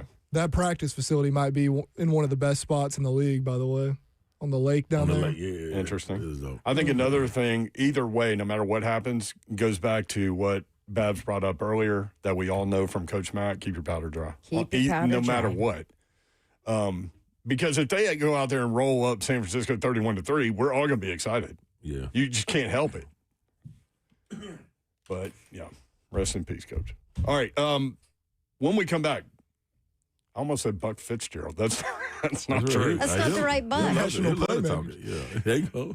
We just need to talk to Buck at some point. Buck Rising will join us next from Santa Clara. 3HL is not this show. Lee Company Countdown to Kickoff. First time I've done it. Lee Company Countdown to Kickoff, 104.5 The Zone.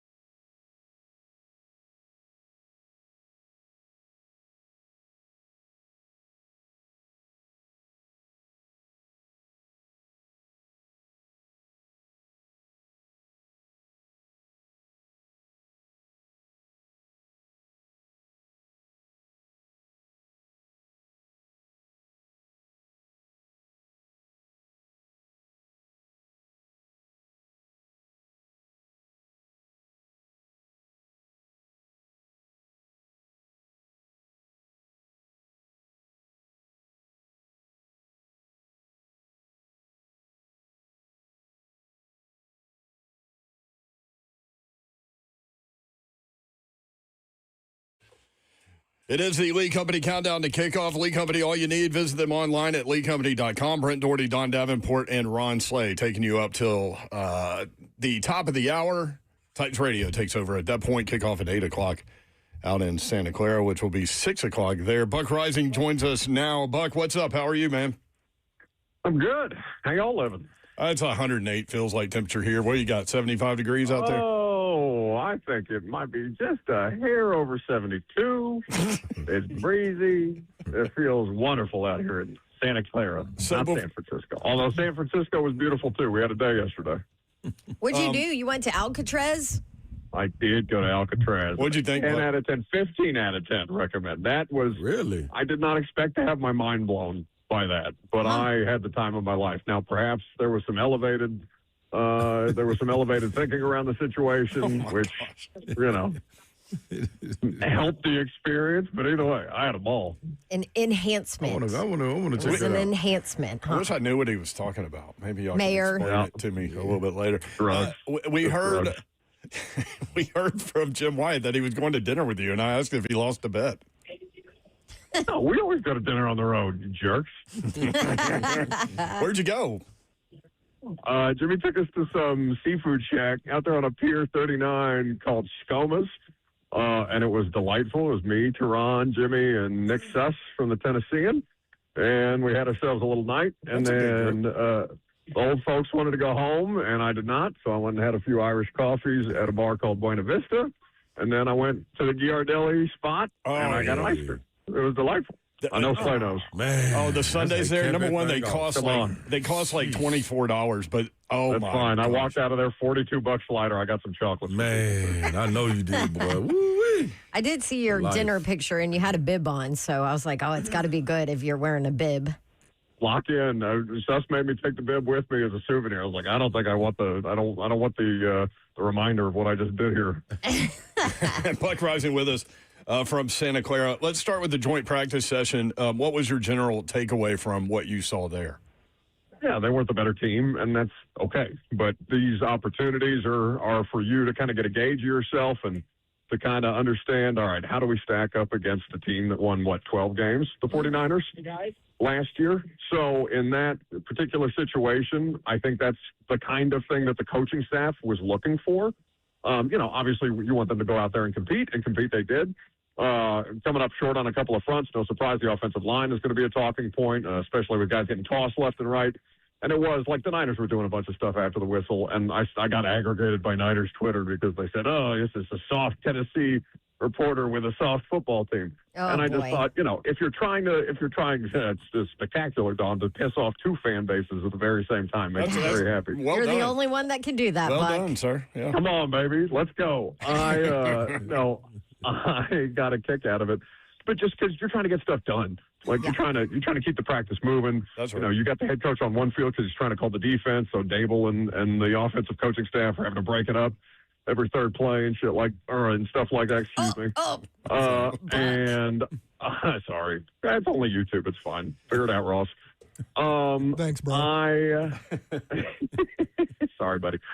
I thought it was, on the whole, kind of a good reality check for them. Now, Cardell Tate kind of bucked back at that notion that it was any kind of a reality check. But, I think it was okay for them to go up against a playoff caliber team, a team that expects to be competing for NFC championships and Super Bowl appearances, and, kind of get an understanding, all right, this is what the real thing looks like, with a lot of young guys, a lot of new pieces and parts trying to figure it out. You did say you thought J.C. Latham had his best practice. Was that right? Yes. He was throwing people at the club. He was great. He was nasty. He was physical. He looked like he'd been going up against Jeff without Jeff in front of him, which I'm sure was a wonderful change of pace. Right. For a guy who's been seeing Jeff Simmons for, week after week after week at this point in time, especially the way that Jeff challenges him. That's something. That's right. I mean, Jeffrey brought it up when he sat down with me after practice. He was like, I didn't see it. I heard JC had one of his best days, was just out there mauling dudes, and I can confirm he was yelling at 49ers defensive linemen to get off his field, which I thought was funny. Okay, that's great to hear, though, because that was not him in the past. Like, he was not that guy, ever. That's him after 3 years of Jeffrey in front of him. Yep, he's learning from the vet. So let's hit on your conversation with Big Jeff, which he did tell you in that conversation he's going to play tonight. Yes. But what did you guys talk about your past experiences at all? You guys kind of, for those that don't know, Big Jeff went at Buck while he was on air once. They ended up on TMZ. Yeah, you guys ended up on TMZ, and I feel like both of you are maybe a little more mature nowadays. I mean, yeah, I don't know. I think that's questionable. Based on my appearance just now. I would say that, yeah, I mean, of course we do. I told, because the way that I pitched it, because, you got to pitch these things to somebody and be like, hey, I think this is a good idea for everybody. Yes. And 2 years removed, like, we have an understanding. And honest to God, Dawn, I can't say enough good things about him the last 2 years. Like, in all seriousness, and not just because I felt like I could have had my skull caved in that day by a very, very large human being. But because he's really done everything that you could ask the guy to do. Yeah. That I was critical of. I didn't think he was living up to the contract. He's the best defensive tackle in football and got an extension as a result. I didn't think that he was the kind of leader that the team needed him to be. Turns out 2 years of 3-14 and having to go through all of this crap and kind of keep guys up there with you and still show them that you can perform in the worst of times, because it has been the worst of times these last 2 seasons. He's been phenomenal at every turn. And I'm not saying that just because, he's doing it because he was criticized or stuff like that. That's not what I'm implying at all. But he did it, right? Mm-hmm. And that's what matters. And so we have an understanding that way. I mean, I talk to Jeff, 3 times a week for 4 months a year. Like, we have to coexist in some form or fashion. And, to your point, we're both allegedly professional enough to handle it. I love the direction that your conversation went with. And again, people can find this online, 1045thezone.com, this conversation Buck had with Big Jeff, and go to the podcast section and all those things. I love the direction you went with his choice to re-up and stay here and not chase whatever players like to chase money, Super Bowl, whatever. I thought that was a very honest answer from him as to, I understand what the ups and downs mean to the fan base, and it means a lot for him to see this through. No, 100%, because, it's impossible to ignore, and we brought this up in the conversation, but Derrick Henry going on to Baltimore and continuing to whip ass, and Mike Vrabel, and basically that entire coaching staff, frankly, half the roster that was here in the Super Bowl this past year, and AJ in Philadelphia and all these different things, right? It's impossible to ignore that the players of Jeff's caliber and the people of Jeff's caliber that were here with Jeff have gone on to do better things elsewhere. And so, I was just curious about, do you think about that at all? Like, it would be completely human for you to look around at that and be like, what the hell? So what are we missing here? And I thought Jeff took it in an excellent direction. And, I'm a pretty tough critic, Dawn. I'm not sold on a lot of nonsense around here. That conversation with Jeff might be enough even to get positive Buck out for a day. We'll see. What? Maybe Look at that, man. Hello. I didn't know there was a positive Big Buck. Jeff is just transforming lives. You make me do it every time I'm on your show. I do. Like pulling teeth. I love positive Buck. Mm-hmm. All right, positive Buck. PB. What can we expect tonight in preseason game number 1? Not going to see the ones against San Francisco, but we will see the Titans once, including Cam Ward and Carnell Tate. And I know you love that connection. I do, but honestly, Dawn, I'm less excited about that. It's fine, and that will be exciting, and fans will love that if they are able to kind of sync up a little better than they did on Tuesday, and that's the expectation. Mm-hmm. Along with guys like Wan'Dale Robinson, it sounds like Calvin's going to play, which is I was wondering about proposition. That. Yeah, me too. I don't think the inactives are out yet. Not that would matter in that situation. I don't.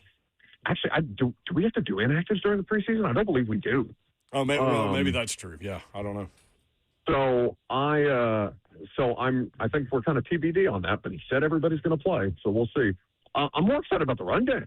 I want to see these dudes knock some people over if they got it in them. Show me something. You know what I'm saying? Like, let's see that version of J.C. Latham out here on the playing surface when it's live for the first time all season. I want that mean I want to see that come across, and I want to see them, inflict their will on somebody because they're going to have to find ways to run the football this year. And you know what? You're going to see. I'm almost certain you are going to see Fernando Carmona with the ones tonight at right guard, which I think is going to kind of play into that theme because that dude, they're fifth-round pick, but that dude doesn't take any stuff.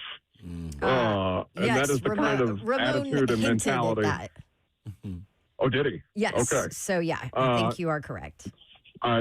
He's been getting a lot of run. They love him. And again, that doesn't mean that he's going to be the best rookie in the world this season if he ends up winning the job, but this is a hell of an opportunity for him to make that more solid and reward their faith in him in the early going, because to have a meaningful solution on the offensive line this early on and let that group kind of coalesce through the rest of the preseason would, I think, make everybody very happy. You know what's really funny, Buck, is between us three and you, we all picked something different that we're excited or looking forward to seeing tonight. Like mine, of course, was Cam Ward and Carnell Tate, right? Mayor, you were that linebacker position. James Williams and Anthony Hill Jr. Mm-hmm. Slay, you were. You know what I'm excited for? Corey Curtis, rock star, sidelines, WKRN News 2, walking down the tunnel right now. Hey, Corey, tell him the angry Chihuahua says hi. I love Corey, but the angry Chihuahua says hello. The angry Chihuahua, he said who? No, he didn't hear you. He knows who that is. He coined the He's an old man. He can't hear well anymore. He coined the term. Yes, he did. Slay, you were secondary? Yeah, I wanted to see the bounce back from Flott and Alante Taylor, also Winston Jr. When they get Marcus Harris in there, see what Amani Hooker does. What do they do, and how do this marriage work with this front line? Well, listen, they're not seeing Brock Purdy in the ones tonight, obviously, but Mac Jones and Kyle Shanahan know what's up. Yep. This is something that is very much worth monitoring because I think Dawn and I went with things that we are optimistic about. That is not something I am optimistic about. Really? Hell no. Okay. Well, beyond Mac Jones, it drops off severely for San Francisco, so we'll see on that one. Speaking of quarterbacks, how do you think this goes if Cam gets like an 8-play drive? I'm doing a radio hit, Dable. I'll watch what you say, Dable. I did. Yes, I did. It's been not at any reasonable level. A little bit of baseball. I love it. We can revisit this. This is no, outside linebacker. Are you talking to Dabes? Yes. Yeah, tell him to watch what he says when he's Ask him how vanilla. I did. I let him know that I'm on the radio. Yeah. Hey, as long as it's not white cotton, you should be safe. You know what? I enjoy the holy hell out of that man. Oh, he's my spirit animal. Yeah, you know what? He absolutely is. Yeah. If Dawn was a football coach, she would be a defensive line coach. Oh, there is no question in my mind. I want to be him. Absolutely. Bloodthirsty. Bloodthirsty. Buck, let me ask you this about the offensive line. From where you were, where we were 2 weeks ago, watching this group, with Latham being put back into this offensive line group, do you feel more confident? Not great.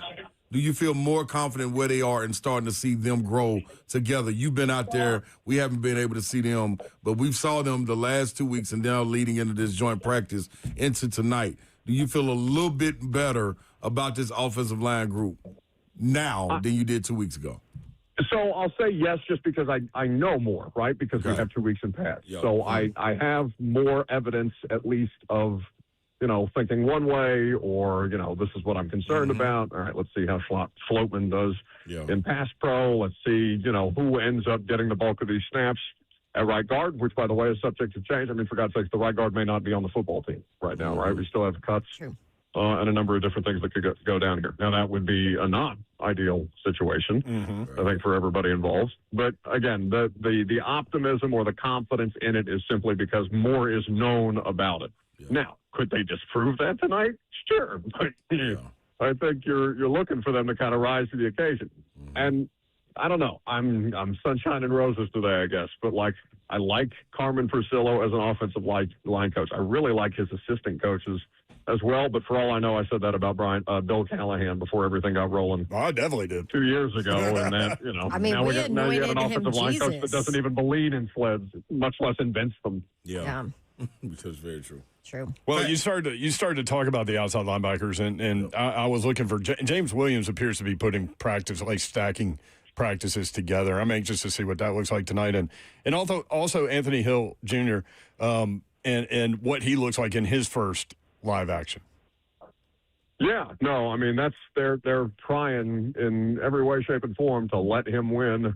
Not to let him win, but to show them that he can win this Mike linebacker job. That's his sole role. And I don't think it's too big of a stretch to say that he's one of the 3 best off-ball linebackers on this football team.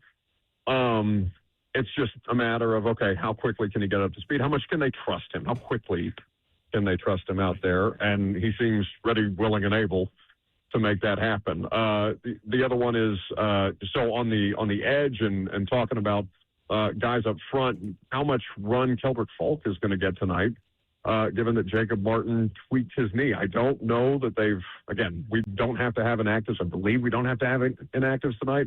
So I don't have to necessarily rule Jacob Martin out, but I would be surprised if they sent him out there after the starting defensive end tweaked his knee in practice and was removed later in the practice as a precautionary measure. They didn't seem overwhelmingly upset about it. It wasn't a situation. He walked off under his own power, seemed pretty comfortable with it. Just at that point in the practice, all right, let's just go ahead and shelf this guy. So a huge opportunity for Keldrick Falk tonight and some of these other guys because, I mean, there's a lot of spots to be had on this roster for defensive linemen, right? I think that's one of the bigger misconceptions that people have about the way that this thing is going to be structured. I don't know where they're going to go light because they have a lot of interior offensive linemen that they like, but they can't keep all these guys. They've got a ton of wide receivers that they like, but they can't keep all these guys. And I'm be curious to see how the math starts to show itself here tonight. Buck Rising with us on 3HL. All right, quarterback, Cam Ward, what's the plan here? If they go first drive, 8 plays, score some points, is he done? And then how much run does Trubisky get? And then does Will Levis get all of the rest of the reps? Do we see no, Hendon? baby. This is the Will Levis show. No, I don't think we're seeing Hendon Hooker. I would be surprised. Maybe, but I would be surprised. He hadn't taken a team rep, I don't know, since April. Like when did he get signed? It has been a while since we've seen him do anything of consequence in an 11-on-11 setting. But as far as the quarterbacks go, I mean, I can go find Dable again. You want me to ask him? Sure. He's coming up and talking to me about his suit selection because his weight varies so much. So I'll see if I can't pry some more offensive information out of him next time I see him. How is his suit selection? Varied. Okay.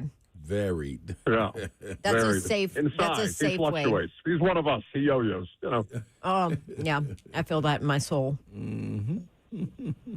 By the way, the Titans are now a 6.5-point favorite in tonight's game after being a 2.5-point underdog. Hang on, this dude, you degenerate. Well, no, they were 2.5-point underdog last week, and now they're 6.5, so 9-point swing there. Well, somebody in the chat did ask Buck for his anytime touchdown scorer tonight.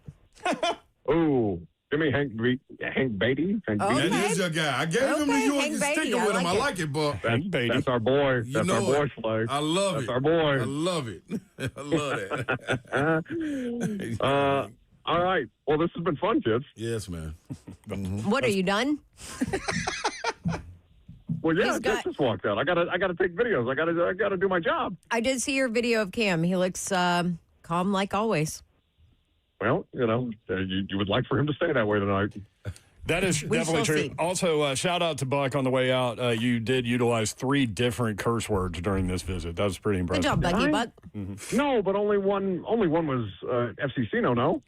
Don't shout him out for that. Correct. You're right. Well, Only very, one. Very creative. Okay, Ross is just scared. He doesn't. No, I don't get knocked because Ross got gun shy. Oh, he's definitely scared. There's no doubt about it. All right, have fun, Good.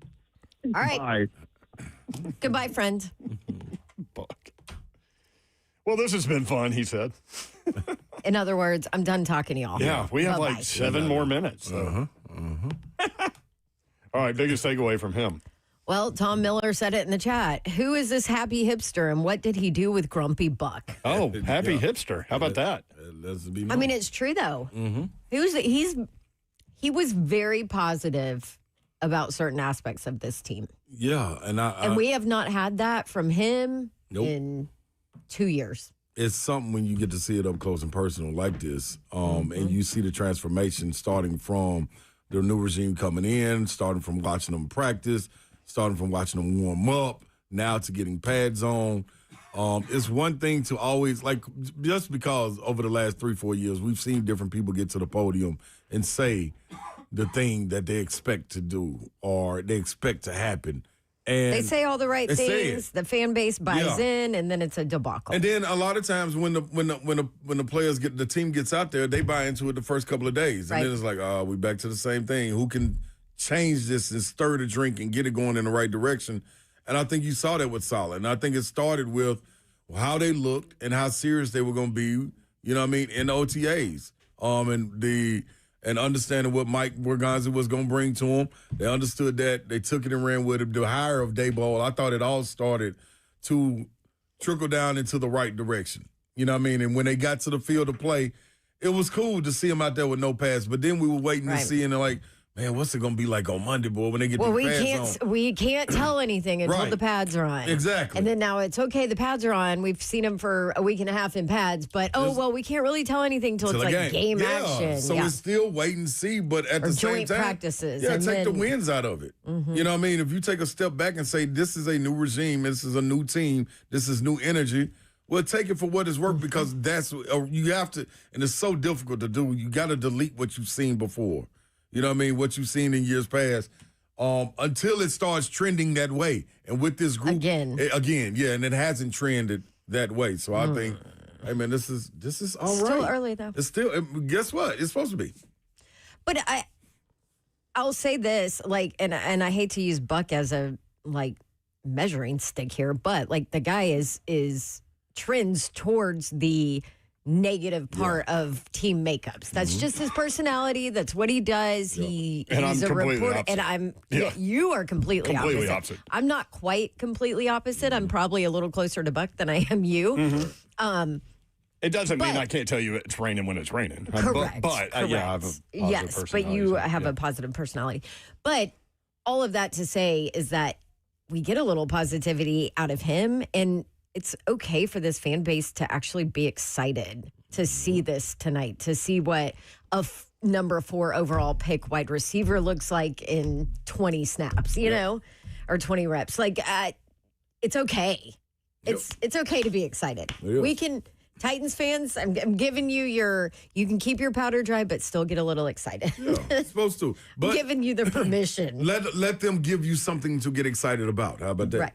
Yeah, that's cool. Take it and run with it. Have a ball. And let's hope they do. Yeah. It's been quite a time. It's been quite some time before you can get out there on the playground. But then if they don't panic. Yeah. That'll be all right. Baby Babs, my daughter has a book.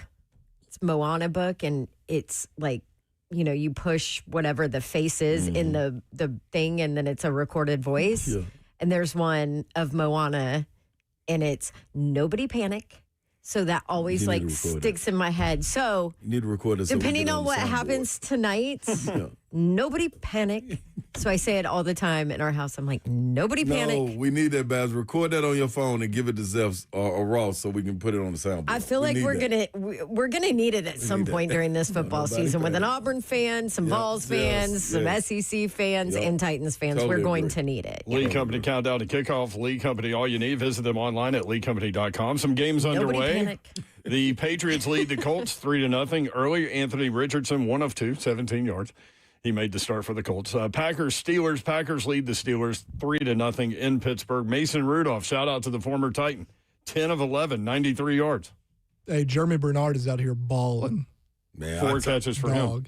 I loved him coming out. I loved him, boy. Yep. Dude, right there, that's just flat out balling. Dewey Cheatham and Howe said the Steeler-Packers game is a mess. I don't know. I don't see turnovers. I can't watch the game. Ross, you said there were a lot of penalties, right? Just holding, a lot of holding. Okay. See, that's the other thing. That might be the other part. I don't want that. The officials got emphasis on something, so they working on it in the preseason. Right. That's the other part of this game, too.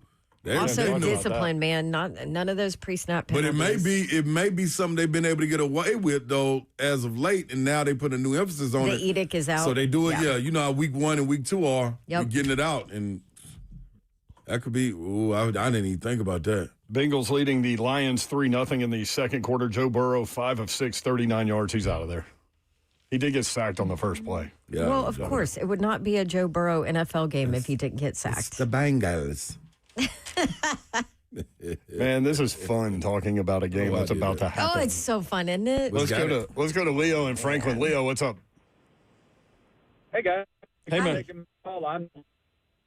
Uh-oh, Leo. It's a perfect segue. We're talking about positivity. Play a couple weeks, you were hopped up on Red Bull and 100 in your trunk, and you went through the Titans schedule, and you came up with 10 wins. Thank you, Leo. You're breaking up. Good to hear from Leo. you. You did come up with 10 wins. I wasn't here that day. Yeah, I did. So I did. And just for the record, our buddy Stoney Keeley put in the chat that if the Titans win 13. 9, or was it? He said 13. Okay, that he would dance naked on a pole. Yep. So. At some weird name. We beat Yeah, I don't know. Train All I know is I screenshotted it just in case. Midnight Train. So 10 wins, Slay. Yeah, that was. Ooh. We'll see. We'll see what you think tomorrow after watching tonight. How's that? And you just made me nervous with the potential of all the penalties. You just made me nervous with it was another penalty in the Pittsburgh game. They hit on the quarterback.